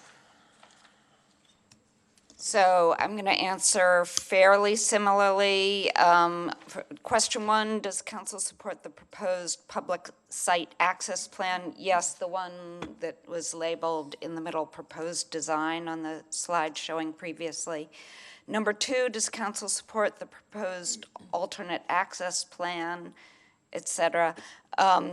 Yes, with the condition as specified earlier by the mayor and Councilmember Kamei. Number 3, besides the 2 proposed community benefits in question, so for the amount, I would go with Google's proposal of 44 million. And I'm interested in, there's been some talk of benefits of housing, and I'm interested in those in particular to be flexible and not specified in terms of the housing projects that that Google representatives said they were reviewing. I guess my interest is that as we bring more high-tech jobs to Mountain View, we're displacing a lot of people currently living in Mountain View, and we see that. We've seen that at the meeting tonight and many other meetings, and I would like, we have an upcoming session on displacement. I would like that money to be used as flexibly as possible. I don't know the projects that you're reviewing. I don't know who they're serving, really. I don't know, are they serving teachers or disabled people, or would they serve possibly the currently people being displaced or people currently living in RVs? I don't know. So I want council to have more discretion over that, and I would like more flexibility with the housing-related benefits. Did I answer everything? Does council agree with staff that the bike pedestrian bridge projects should not be considered community benefits? Yes, I agree. Thank you. Councilmember Ramirez. Thank you, Mayor. And I agree with the general direction provided by Councilmembers Kamei and Hicks. So to question 1 and 2, exactly as Councilmember Kamei articulated, I'm comfortable with that. For question 3, similarly, I'm comfortable with the total benefit value, and just to highlight some of the interests or priorities I have. I appreciate the revisions proposed that speak to what I think are among the higher priorities identified by the city related to homelessness and permanent supportive housing, and I appreciate the work that Google appears to be doing in identifying partnerships with affordable housing developers to create permanent supportive housing, the use of the pre-funded impact fees, to continue exploring those partnerships and if we can develop a navigation center, I think that'd be very powerful in achieving the city's objectives related to addressing homelessness. So that that's important to me, and I appreciate the direction we're going there. And as also expressed by Council Member Kamei, the flexibility of the use of some of the funding, particularly if some of these are later deemed mitigations and not community benefits. You know, I don't necessarily want to weigh in on where that funding should go. I think that's a discussion we'll have once we determine what that aggregate value is. But the direction here I'm comfortable with, and we'll just continue to explore advancing the housing goals and the homeless services goals that were shared earlier. And that's all. Thank you. Sorry, on question 4, maybe I missed that. Sorry. Yes. Yes. So so yes to that question. Okay, thank you. Vice Mayor Abe-Koga? Thank you. So for 1 and 2, I support what the members before me stated. Item 3, yes, so I support the total value of, I think it was 44 million, around $44 million. And as I asked the question, it sounds like there's still some projects that are being reviewed, and so I would like to reserve the flexibility of where those funds go. I will say transportation is definitely a priority in this area. In addition to some of the infrastructure items, I also think about the community shuttle and what possibilities we might have there. So I would like to make sure we have some flexibility once we determine what our biggest needs are. And then housing too, I agree. I understand the interest after last week for safe parking, but I really want us to move more towards more stable housing sources. The idea of a temporary shelter was something that I did ask Google to consider in light of the fact that Shoreline Commons, there's a former gym, health and fitness gym, that has showers and whatnot, and I would be interested to explore whether that could be a temporary shelter. So I hope that we can continue that conversation. And then the items for question 4, yes, I agree that the bridge should be a mitigation project. And again, there may be others, so I don't think this is going to be the last time we see this, and I'll look forward to continued discussion on these projects. Thanks. Thank you. Councilmember Clark?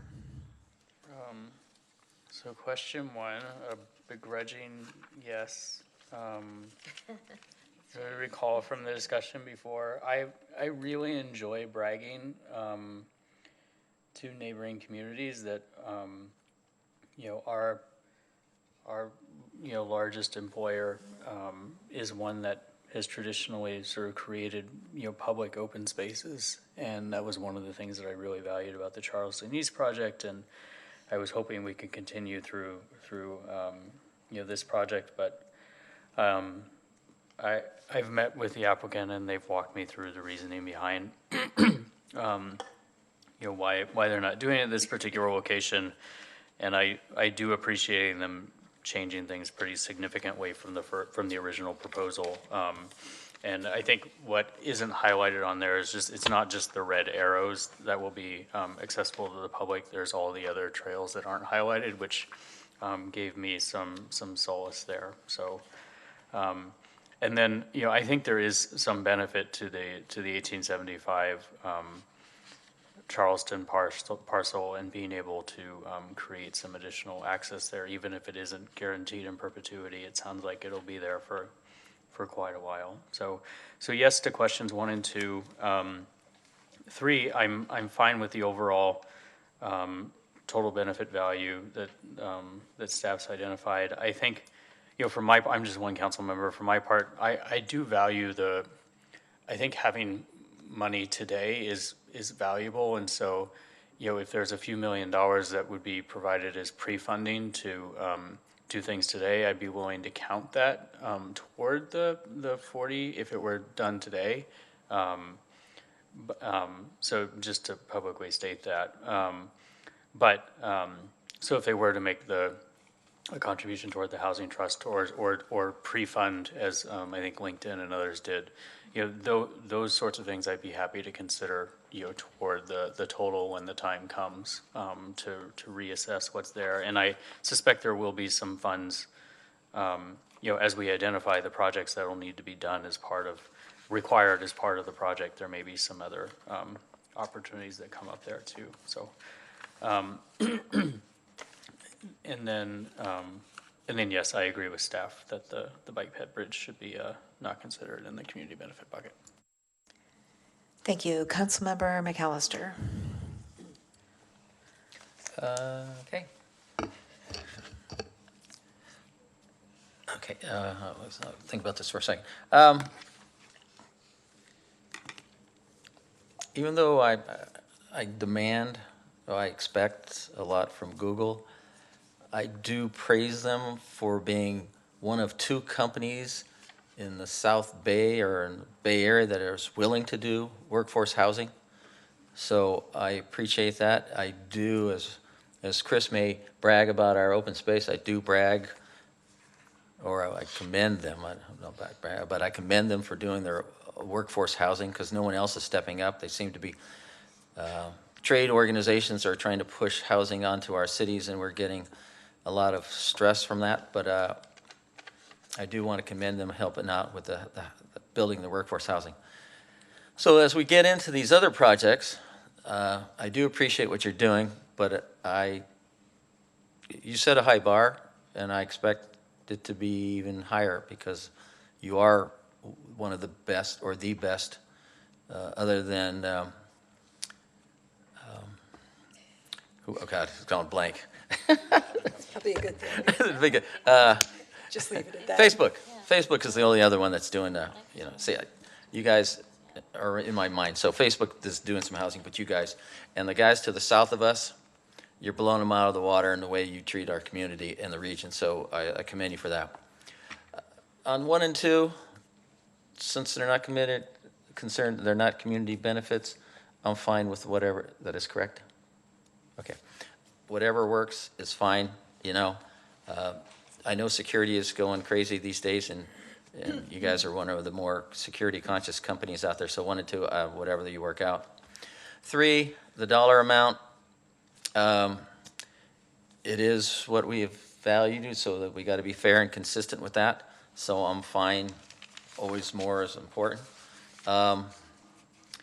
Number 4 is where I have a big pushback. They proposed a lot of these community benefit, this whole sheet, and I don't accept any of them as a community benefit. A lot of them are for their benefit, a lot of them for the benefit of their employees. Some are off-site. So when I want community benefits, I want them to be directly affecting us and for their projects. They were talking about doing housing. We had a conversation about, I would prefer that Google not give us $5 million.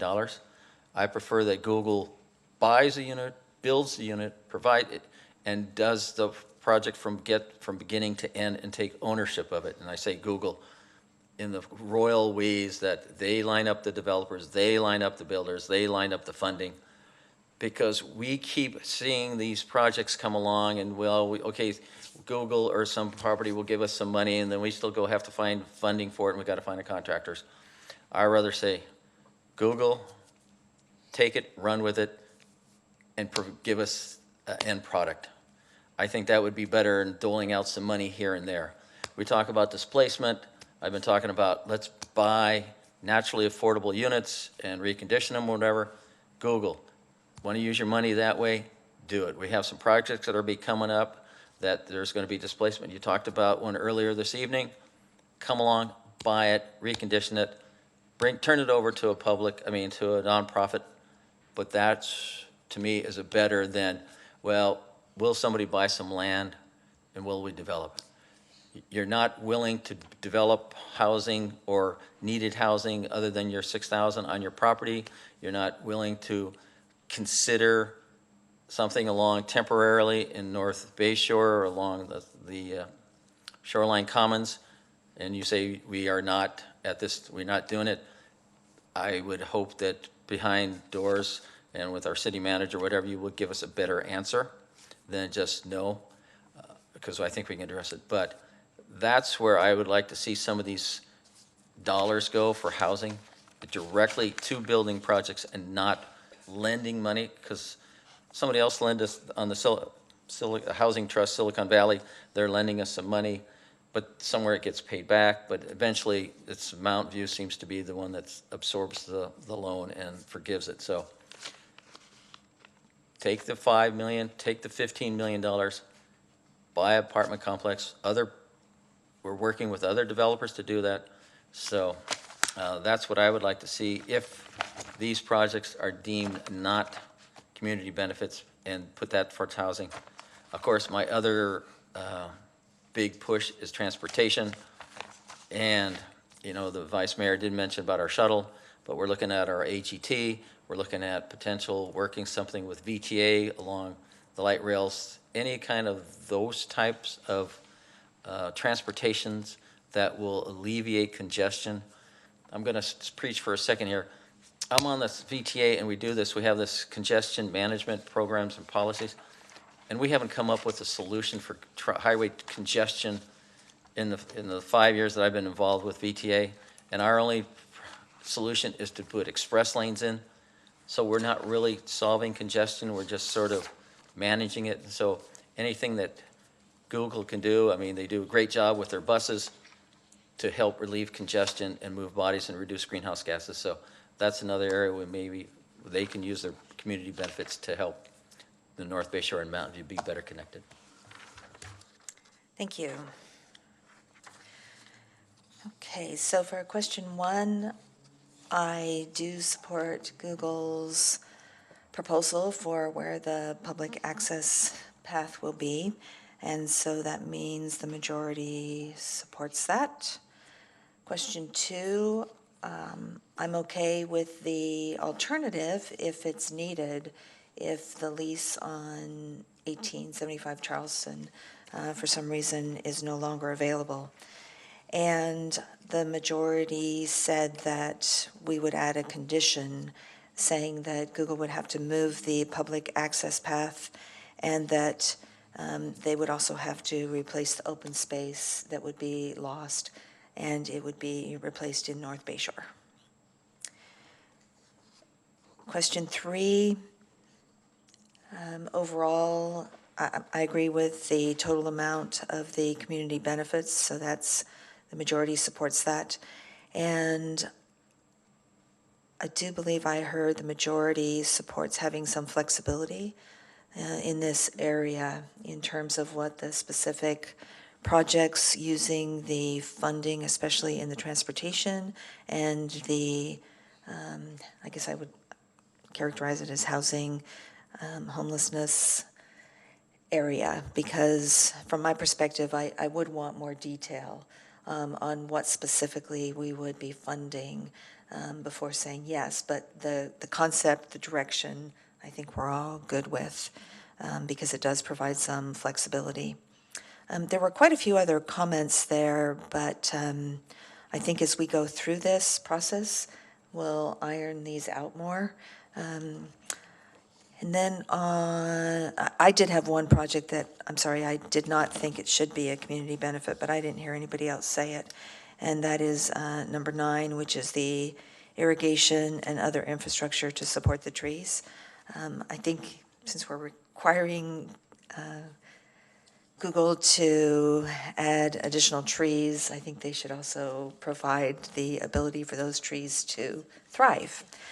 So I'm not supportive of that, but I didn't hear anybody else list any other project that in that bucket they would leave out. Oh, I'm sorry, that's right. Okay, one serious comment. Sorry, John, you did say that. And then on question 4, it is unanimous that we agree with staff that we would not include the bike pedestrian bridge as a community benefit. Let's see, and I forgot, I don't remember if I said this or not, but I do want to disclose that I met with Google prior to the meeting. City manager. I think we got pretty good clarity. I'd look over there, make sure everyone's okay. Thank you for the summary. Just 2 comments on community benefits I wanted to make. The Magical Bridge component, nobody spoke about it, so I assume everyone's fine with it being in there other than John, who was against everything. But I do want to make a point on that. Number one, Magical Bridge continues to seek outside funding, and the city also has the potential of a grant opportunity that could be used for Magical Bridge. So I want us to continue pursuing those 2 paths, and should additional funding come in, we would just sort of take that amount in credit from Google for other community benefits. And the other point I just wanted to note, I think it's the 17 or 17.5 million that's in the project originally was for the bike ped bridge, which is now kind of just a more generic pot depending on what the transportation needs are. But I just want to make sure everyone understands that was the assumed cost of that bridge 4 or 5 years ago. We're now estimating it to be $20 to $30 million.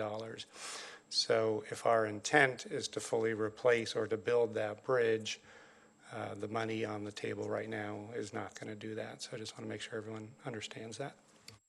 Could I just clarify something from the city manager? I was against a lot of community. I didn't said no to the project, which is probably more important than to the community, but just wanted to clarify that. So duly noted. But you guys know that too.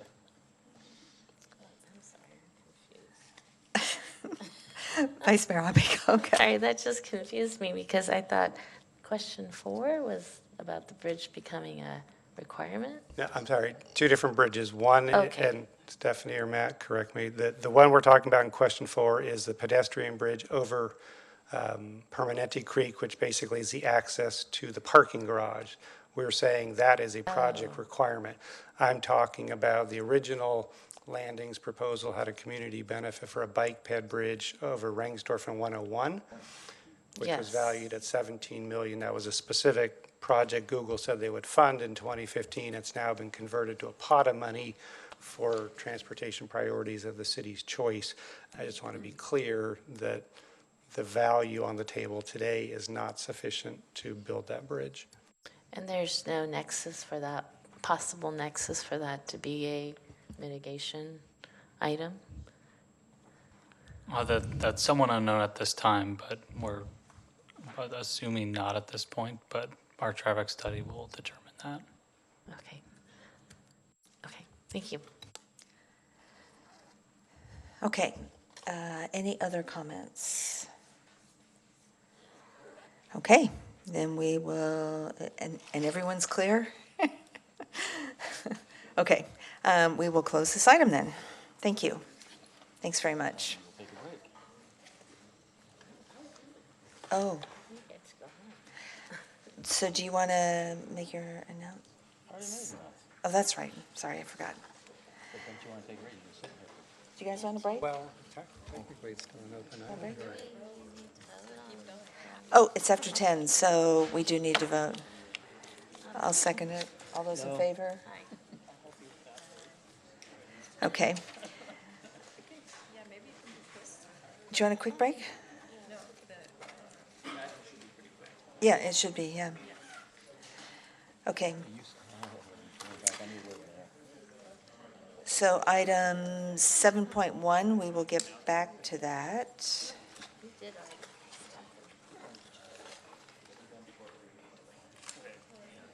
We're leaving because of what we said before. Right.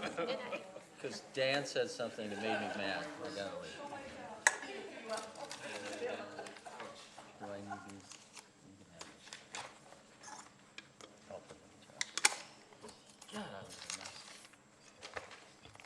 I'll just get started.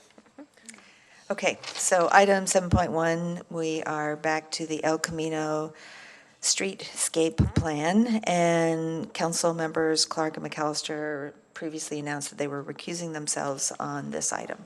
We will start with a staff presentation. Hi, I'm Ria Hooch-Barrett-Lowe, Transportation Manager, and I have with me Dawn Cameron, who's the Assistant Public Works Director.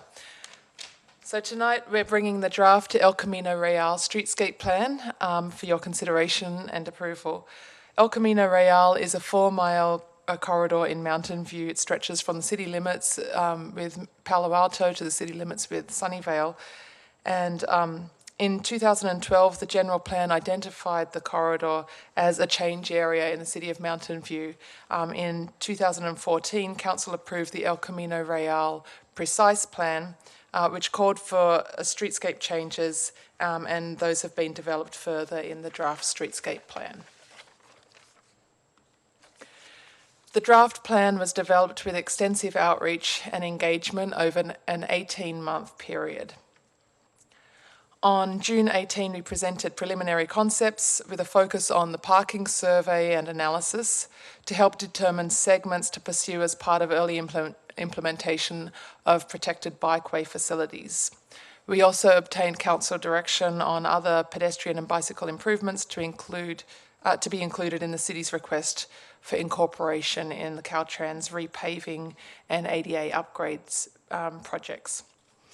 So today we're bringing the full overview of the El Camino Real Streetscape Plan, which includes keeping the existing travel lanes, repurposing the parking lanes, installation of new class 4 protected bikeways where space permits, exploration of various bikeway options at pinch points and constrained areas, and dedication of a 4-foot public access easement with development to provide more comfortable pedestrian environment. The draft plan also includes installation of 3 new pedestrian bicycle crossings at Pettis Avenue, Bonita Avenue, and Crestview Drive. These crossings would be signal controlled with high visibility ladder crosswalks and pedestrian refuges in the medians. Other intersection improvements outlined in the draft plan include protected intersections at cross-corridor connections and also high-visibility crosswalks at 4-way intersections and side streets, as well as slip lane removal at El Monte Avenue. So removing the slip lane would free up some public space to develop as a future capital project for intersection improvements in this location.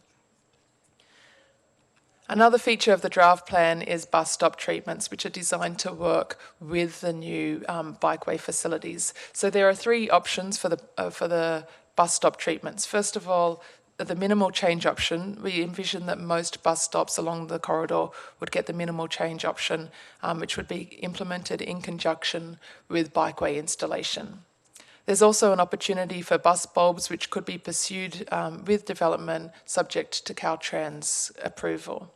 And thirdly, in places where there are existing bus bays, bus islands would be feasible, and that would allow the protected bikeway to continue uninterrupted behind the bus stop.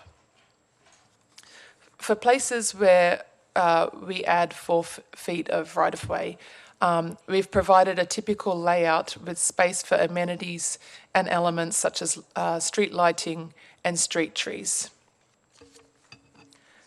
The draft plan also includes pallets for street furnishings and plant species that are planted as part of the landscaping plan. And finally, as part of the streetscape plan, cost estimates were developed, which amount to $81 million for the entire plan, half of which we expect would be covered as part of developments. And we also expect that a portion of the costs would be absorbed by incorporating some of these elements into the Caltrans projects. We also plan to apply for grants for some of the remainder. Once Council has adopted a resolution approving the streetscape plan, we will pursue implementation steps which include integrating some of the elements of the streetscape plan into the upcoming Caltrans repaving and ADA upgrades projects, development approvals along the corridor, and then also coordinating with the neighbouring cities and pursuing city capital improvement projects. Based on Council's direction from June, we've already started working on elements which we hope to include in the Caltrans projects. And these elements include the Class 4 protected bikeways between Castro and Sylvan, where space allows, and in more constrained areas, Class 2 facilities. Lane striping to the northwest of Castro Street to allow for later bikeway installation in that area. Curb extensions and pedestrian crossing enhancements at 32 intersections along the corridor, and other pedestrian crossing enhancements, and also conduit for crossings at Pettis Avenue, Bonita Avenue, and Crestview Drive, which would make it easier to add the crossings after the repaving project, the Caltrans repaving project occurs, and it would avoid having to dig up the street twice.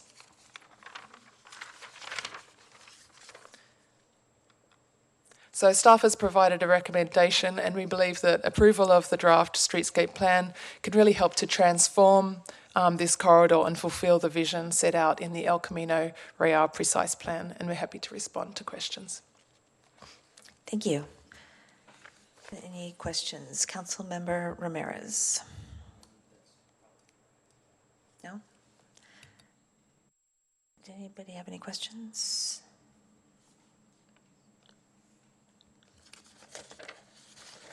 I did, but I had to find them.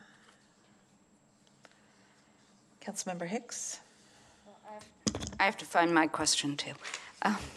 So you can go first if you find yours first. But okay, on page 55 of the El Camino Precise Plan describes higher visibility crosswalk markings. It shows them in slightly different colors in different places, and when I asked staff about that, your answer to me was, I think, I don't have it in front of me, it depends on what Caltrans allows. Do you know, is there a variety? Because some of them were just much more compelling than others, and I just wondered what they allowed in terms of. So what we'll be requesting is the ladder crosswalks in general, and so that is also subject to Caltrans approval. So generally, Caltrans has design standards that are acceptable in terms of crosswalks, and the ladder style crosswalk is one of the most highest visibility crosswalks that are part of their common standards that you can use for crosswalks. So they're always ladder and they're always white. Is that it? Because they were different in different pictures.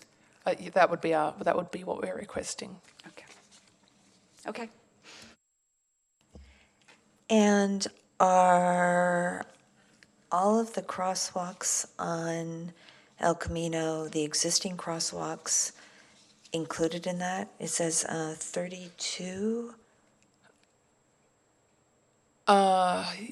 Yes, I think so. There might be one that already has a ladder.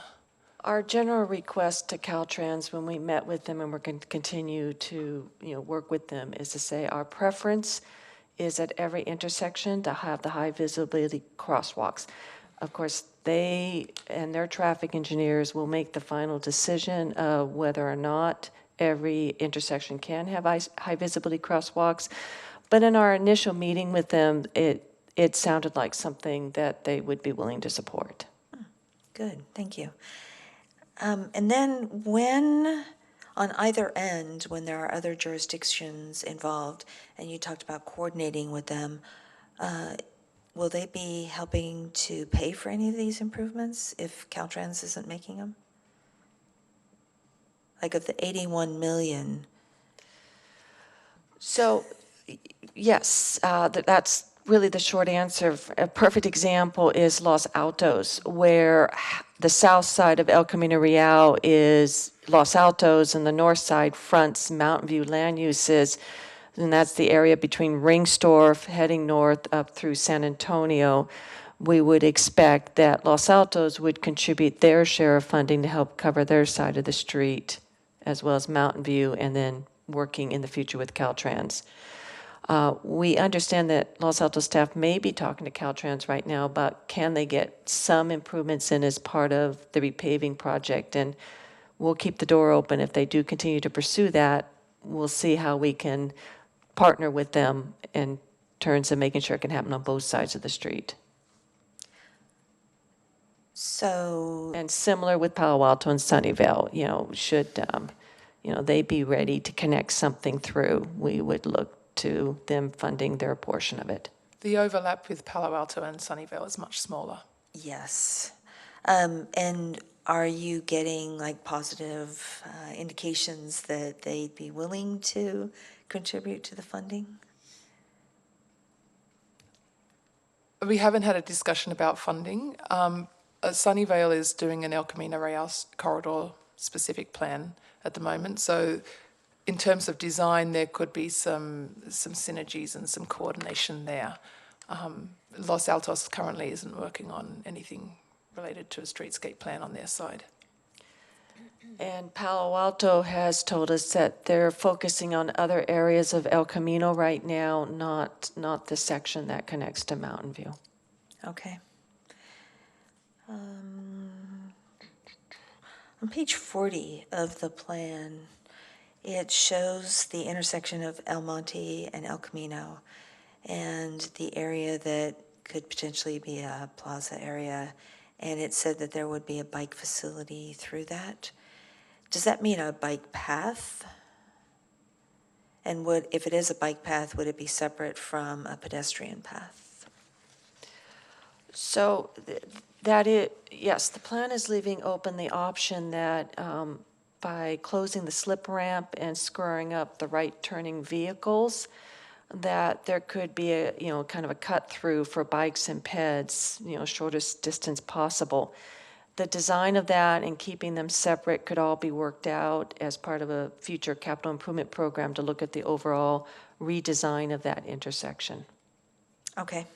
And that would come to us? Yes. Okay. I think that's all my questions. Anybody else have questions?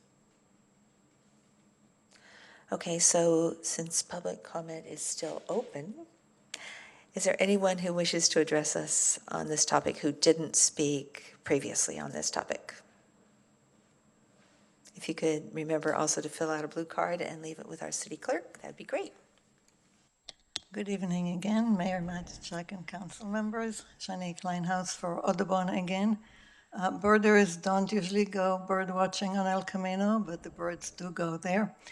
And I spoke about the trees before, and I would like to see no net loss of trees, and that there'll be more trees than there are now in the medians and on the sides. And maybe that can be something that you can start looking at all of the streetscapes. And the other thing is just, it's not really related to birds, but when a lot of the birders don't walk on a lot of the trails anymore because of the bike traffic during the morning and the evening. They're afraid to go out there. And so there are conflicts, and so I don't know how you're gonna resolve it, but potentially you could have parallel streets, one for bikes, one and cars, one for bikes and pedestrians, one for birds and trees. I don't know, maybe start not trying to always put it all together because eventually it doesn't always work. So that's just a general comment. Thank you. Thank you. Next, please. Yeah, don't put it all together. No cars, just bikes and pedestrians and a lot of trees. Walking trees down the paths. Don't hit the bikes. Mm-hmm. No, but seriously, I want protected bikeways that don't have to worry about cars weaving in and out or have to account for buses that are parked on the side. In North Bayshore right now, our bike lanes are constantly full of buses, delivery vans, just everything. And so getting around on a bike is difficult and dangerous. It doesn't feel safe, and so you are much less likely to ride a bike. And I want to ride a bike. I want to ride my bicycle. I want to ride my bike. I want to ride my bicycle. I want to ride it where I like. Yeah, it's a song. Thank you. Next, please. Good evening. My name is Serge Bont, a Mountain View resident. So I wanted first to echo what the previous speakers 2 hours ago said about bikes. I mean, I'm all for that. But I'm not wearing my bike helmet today. I walked here. And I think overall, I think there hasn't been enough focus on working in that plan pretty much from the get-go. It has gotten better, but it's still not quite there. And I'm going to zero in on, the mid-crossing islands or refuges for pedestrians. I read the answer from staff on the question, which is kind of, in my view, kind of a non-answer, which is like, well, we'll figure it out with Caltrans, and that's kind of the thing you could say about any elements of this project.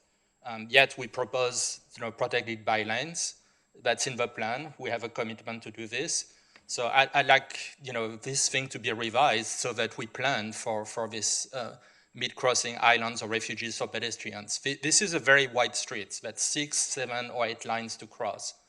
There are people who may have some difficulties, every day or once in a while to make that distance in one shot. You could have some emergency vehicles kind of preempting the lights and you get stuck. You could have lights going out. I mean, that happens. I mean, and what do you do? So it's just a basic, safety feature, and I think you have to demand it. Mountain View is an age-friendly city. You're about to start a Vision Zero, initiative. I think it's unacceptable not to plan for these refugees. Instead of leaving it up to Caltrans and maybe hoping to have one, I'm afraid that if we do this, we're going to wind up in 2022 with no additional islands, which means that we'll be left without this type of safety for the next couple of decades, because that's how long it's going to take to go to the next cycle. So demand to be it in the plan, maybe not on every single intersections, but make a commitment to have it at least on half of them or some metrics and plan for those. Thank you. Thank you. Next, please.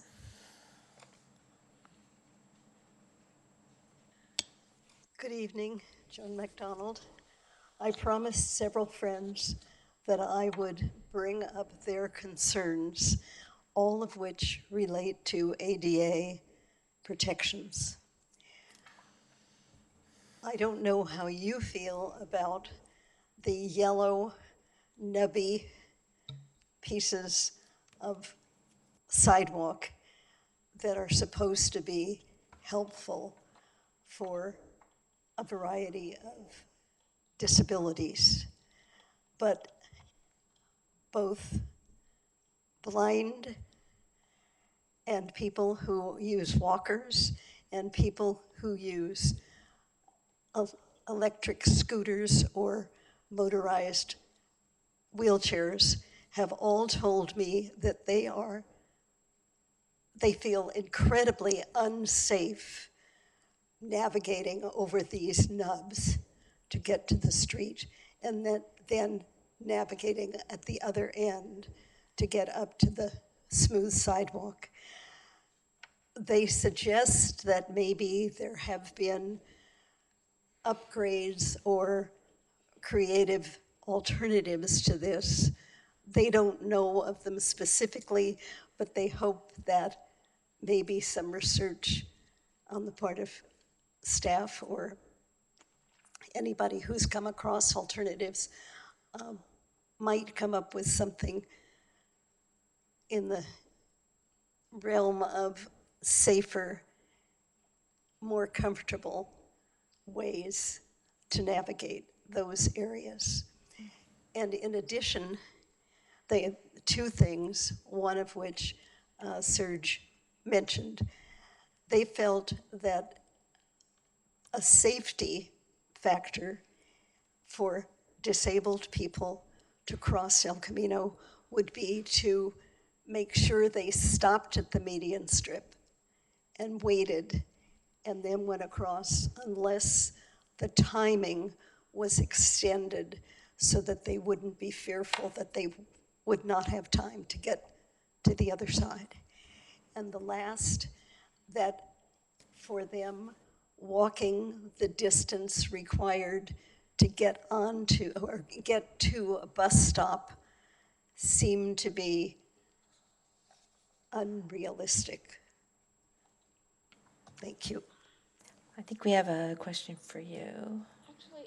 Or maybe it's for staff. It's a question related to what Ms. McDonald brought up, which I wonder if staff has the answer. I've had people tell me exactly the same thing, that the yellow bumpy rectangles at the curb cuts, the people who've expressed problems with that to me were the people I thought they were supposed to serve, people in wheelchairs. They say that it makes it really hard for them to get up the curb cut. So I'm wondering whether you have any additional information on that. And I see some cities aren't using them. Is there anything that goes beyond those? Anything that, it seems like the people they're supposed to serve, they maybe aren't serving well. And that's true also of people pushing strollers. Yeah, that's where I'm familiar with it, and I really did not like them. As I understand it, these are required under the Federal Americans with Disabilities Acts, and they're specified by law, and the design standards are set in the Highway Design Manual, and it's not an option for us to use them. The only variances I've seen between cities that has changed over time is whether they're yellow or black, but the actual, the bumps and all of that and the design parameters are set via the Americans with Disabilities Act. Thank you. Thank you. Next, please.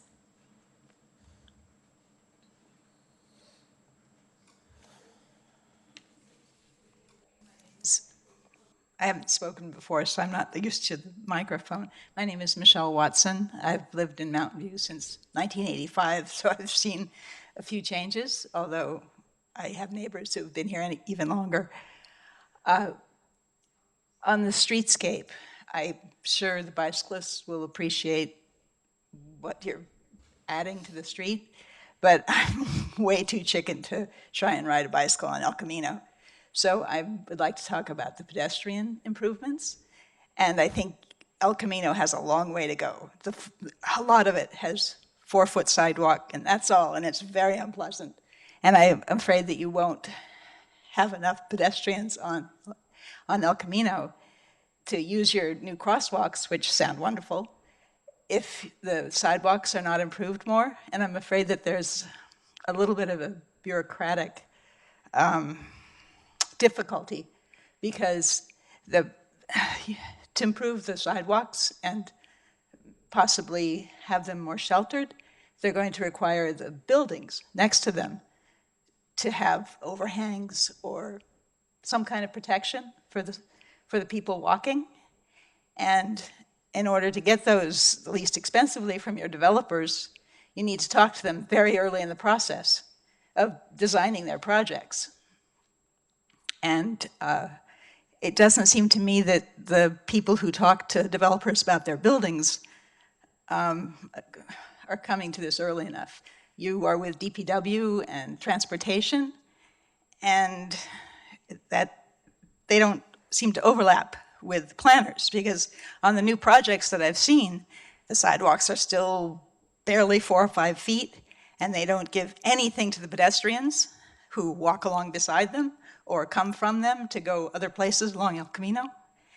And I think it would be a good thing if the planning department could begin negotiations with people building these much bigger projects along El Camino, talk to them about their sidewalks and giving something to the pedestrians who walk along them or from them as early in the process as possible. And I don't know who it is who negotiates with the developers on what they can do along the sidewalks, because the city of Mountain View has a lot of, there's demand for being allowed to build large buildings on El Camino, and so they have a lot of negotiating strength. And if they could ask early in the process for pedestrian improvements along their sidewalks, I think they could get them.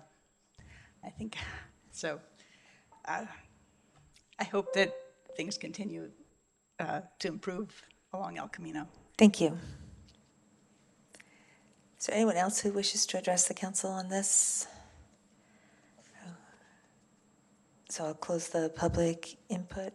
Oh, Sorry, what? So we'll close the public input portion and bring it back to council. Councilmember Kamei. Oh, wait. Well, it looks like you are ready to make a motion. I am, but if there's further comments, I mean, I think, so this came forward to us in the Council Transportation Committee, and it came back to us again in June. So I feel comfortable. I think there are a lot of great ideas on how we can take some of the feedback we've received today to try to improve the plan as we're going forward. But I feel comfortable and ready to recommend staff's recommendation. But if other people have other things they'd like to talk about, I can wait. So why don't you make the motion? I think you have to read. Right. I move we adopt a resolution approving the El Camino Real Streetscape Plan, Project 16-67, to be read in title only, further reading waived. Thank you. So we have a motion by Councilmember Kamei and a second by Councilmember Ramirez. Vice Mayor Abikoga. Thank you. So I do support the motion. Thank you to staff for working on this. This has been a long time in coming, and I look forward to it actually hopefully coming to fruition soon. I just wanted to respond to Ms. Wilson, is it, regarding sidewalks and so, yes, part of our plan for El Camino, we were trying to follow the Grand Boulevard initiative, and part of that was to make it a more pedestrian-friendly experience. And so I hope that, I've noticed it, I think I can say this, our former mayor, Ronit Bryant, who was our pedestrian person, she walks everywhere. She mentioned it to me that she noticed that some of the improvements have been quite good. So that to me is a seal of approval.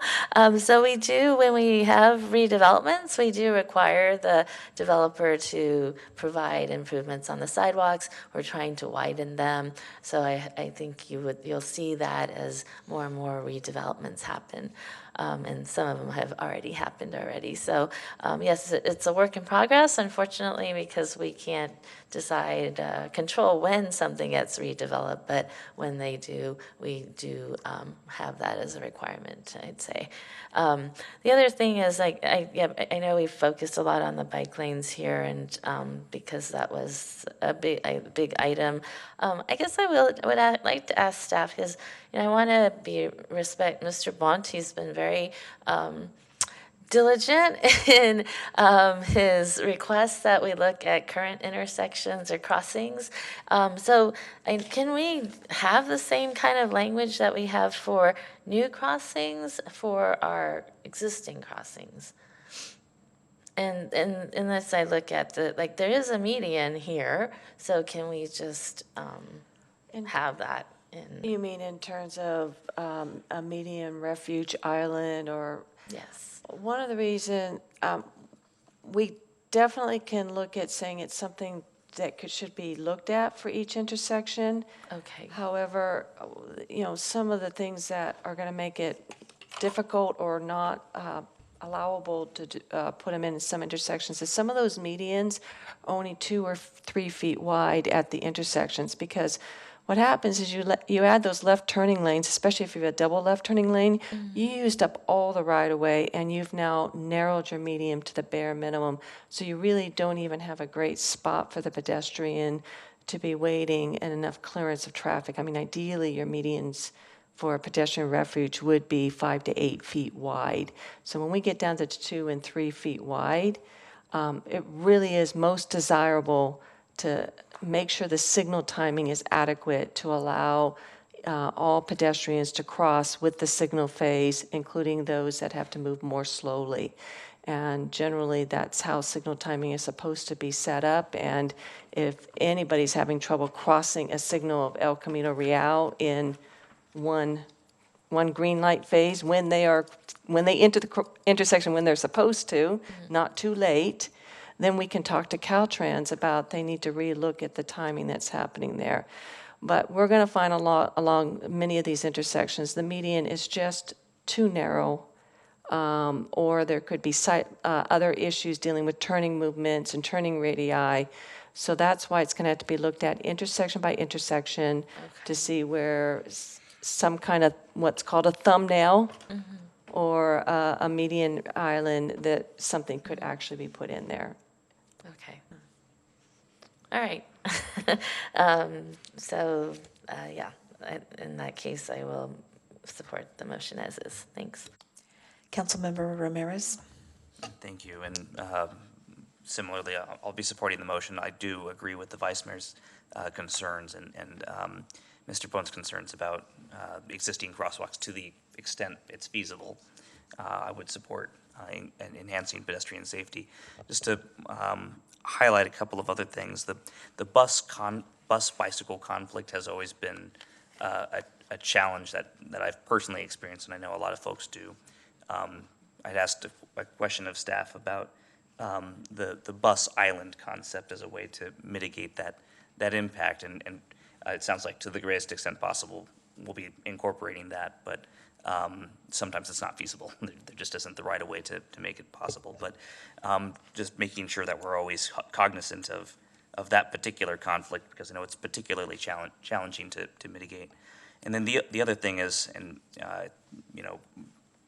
bigger than just this project, but once we begin the conversations about the shared micro-mobility devices, the scooters, one of the things I'd like to begin exploring is designated parking areas where it's desirable to have them, rather than just having them scattered everywhere. But if we're anticipating, well, first, if we allow them, and if we're anticipating heavy utilization, and if El Camino becomes a more pedestrian friendly corridor, then thinking about where it may make sense to have riders park the scooters once they're done, I think could pay dividends in the long run. And it's a more useful concept for downtown, but maybe El Camino in the long run as well. But aside from that, I will be supporting the motion. Thank you. Councilmember Hicks. I'm generally supportive of the motion as well. I'm interested, though, in a few tweaks to make it more responsive to the growing green streets movement and also the needs of pedestrians. I wanted to thank Ms. Watson for coming up and speaking. I agree with her comments on pedestrianism. I'm interested in enhancing the pedestrian experience. I think there's a lot more potential on El Camino Real than just safety at crosswalks.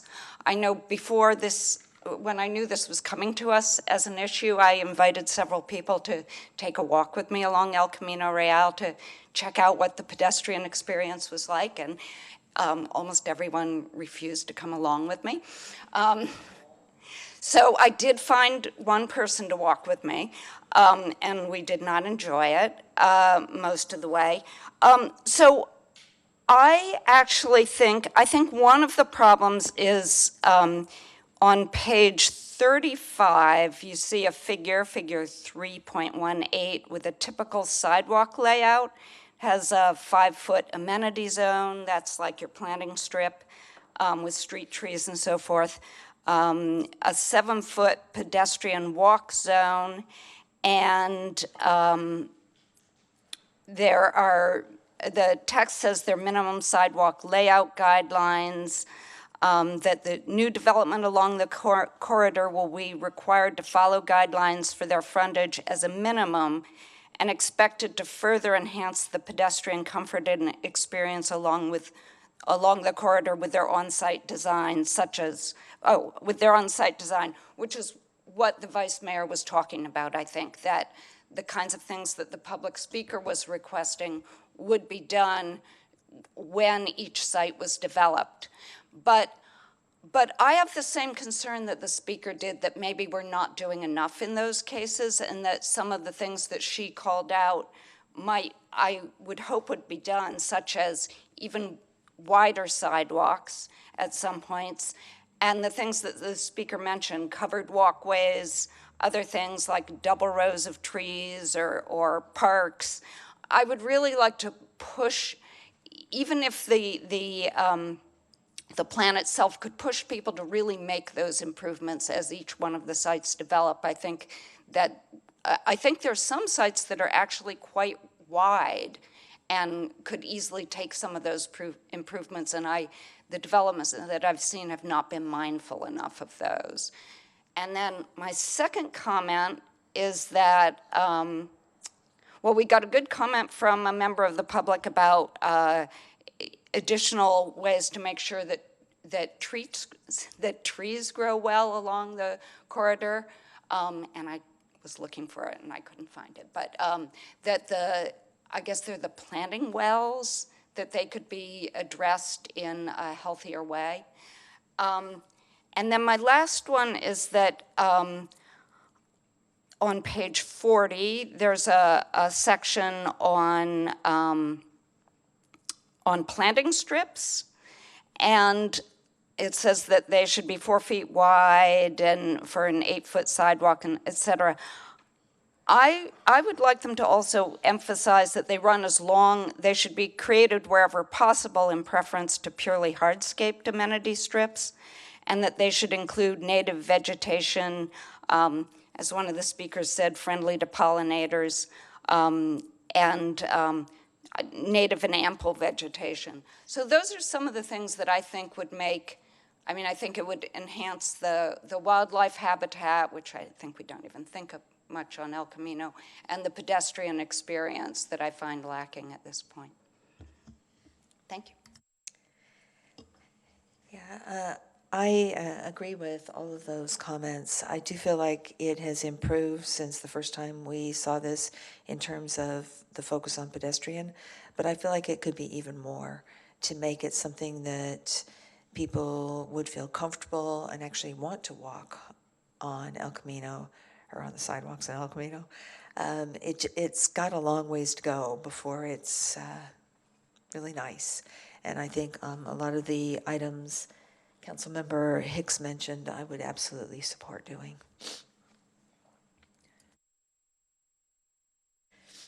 So do we need to incorporate that into the motion to say we'd like more? Yes, and please. I see a Yeah, we would Thank you. like as much clarity Yes, as let's have some possible. more clarity. This is final approval. So Councilmember Hicks had some specific suggestions on page 40. If that's the council's wishes, we can certainly incorporate that or the theme of that. Several of you made kind of generic comments about pedestrian experience improvements. I don't know if there's a opening preamble or another place other than kind of just here on page 40 that maybe we can express it more thematically. See what staff thinks. So, well, yes, one of the things we were hearing, starting with the first pedestrian experience, had to deal with the median refuge islands, and I think we can find in here a general location to talk about where they are feasible and possible. We would like to see them.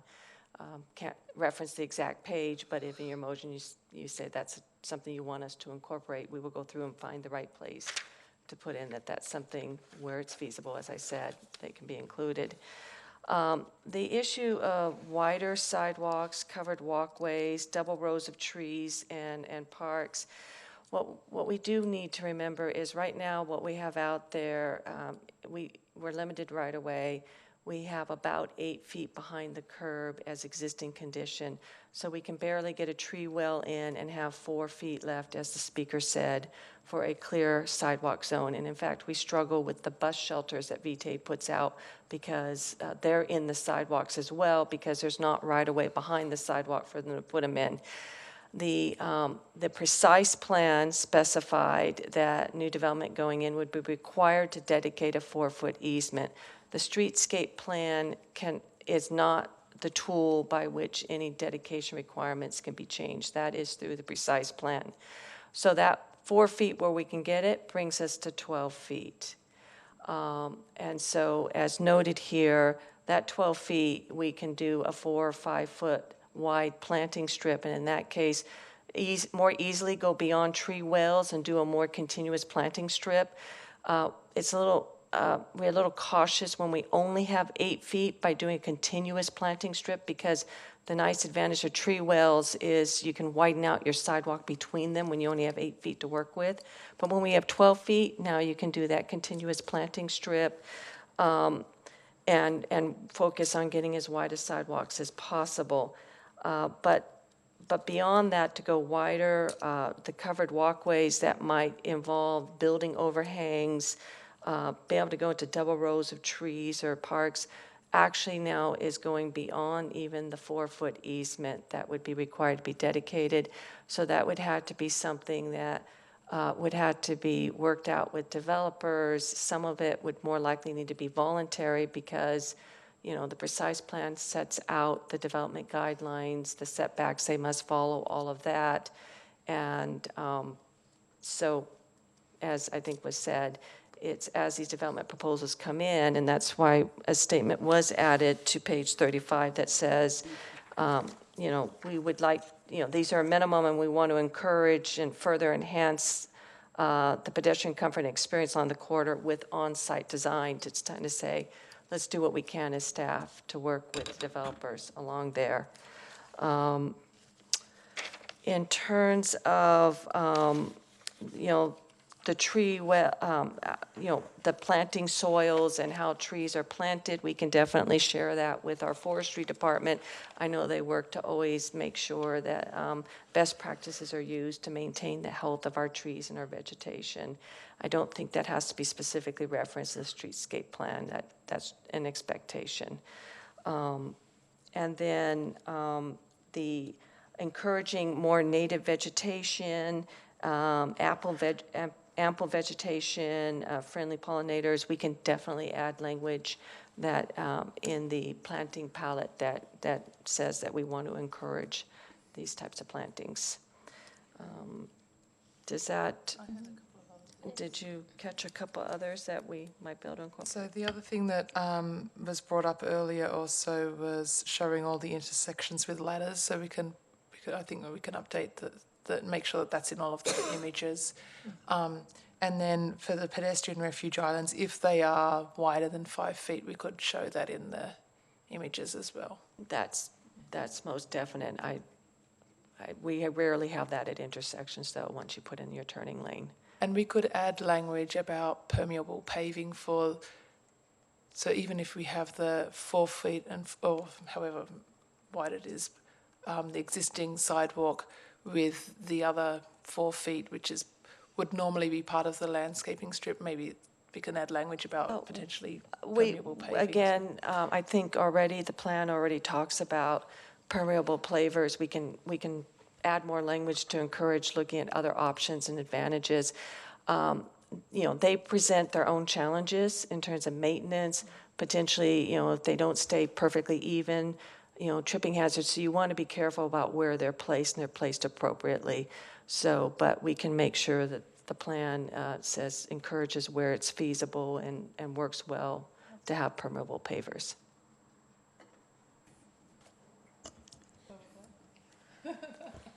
Councilmember Hicks.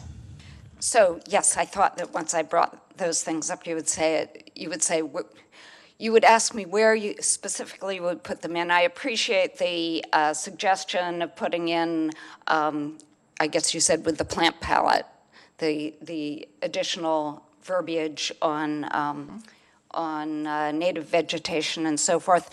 I also thought you would say this is not the place to talk about wider pedestrian improvements that are agreements that are made with the developers. But it does, as you said, say on page 35, new development along the corridor will be required to follow these guidelines for their frontage as a minimum, and expected to further enhance the comfort and experience along the corridor with their on-site design. And I thought, well, first I want to just open that conversation and make sure that it really happens, even a little more than it currently has, and that maybe just a few words could be put in at that point to make sure that it does. So, for example, at the end of that, it could say, such as wider sidewalks, covered walkways, linear parks, et cetera. Just some suggestions to kind of push us in that direction of asking for a little more when those, because there are some places that where there really are ample opportunity to do a little more. I think putting them in as potential examples would be acceptable. We just can't say that we would be requiring them. Yep. I understand that. Vice Mayor Abikoga. Yes, so I wanted to comment on that, and it was jogging my memory about I think it's El Camino Precise Plan. It should be that where we talked about the sidewalks, and I can't remember if it was when they go higher. For bonus FAR, we require things like sitting areas, plazas, this and that. So it's all in there, whether it's, and we could probably change from hardscape to more greenscape, but it's all in there. So I think, I don't really think we have to add that much more language. Shall I summarize what I think we heard? Or are we kind of in agreement? So I think we need to see if the summary of what would be added is good with with Councilmember Kamei, who made the motion, and then Councilmember Ramirez, who seconded it.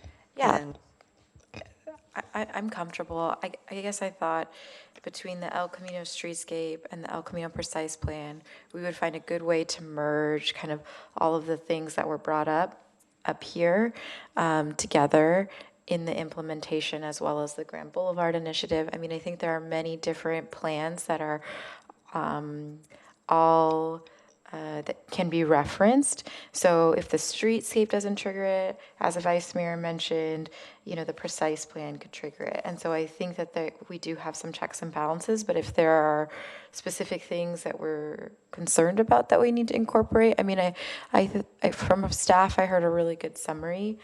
And I would ask them of the summary of things that we brought forward, being able to let us know what the feasibility is on that, right? Because some of those things are required either at the state level or the federal level. So we can't necessarily ask for certain things, but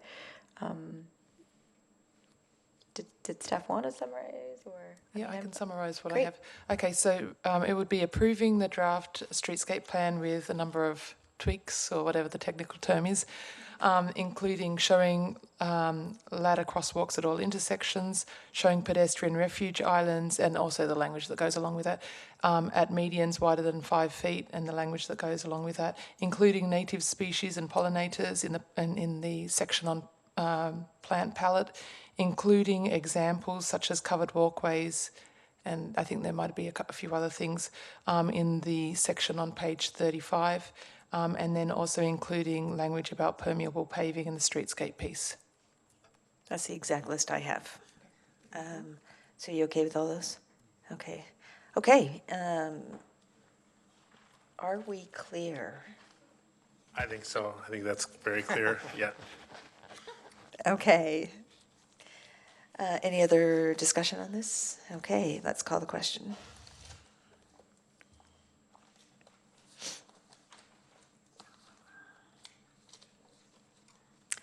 And that passes 5-2 with Councilmember McAllister and Clark recused. Just to be clear, it's 5-0-2. Sorry, 5-0-2. Just to be clear. Okay, thank you very much. Thank you for bearing with us while we dealt with the other topics first. Okay, on to item 10, which is council staff committee reports. Vice Mayor Abikoga. Thank you.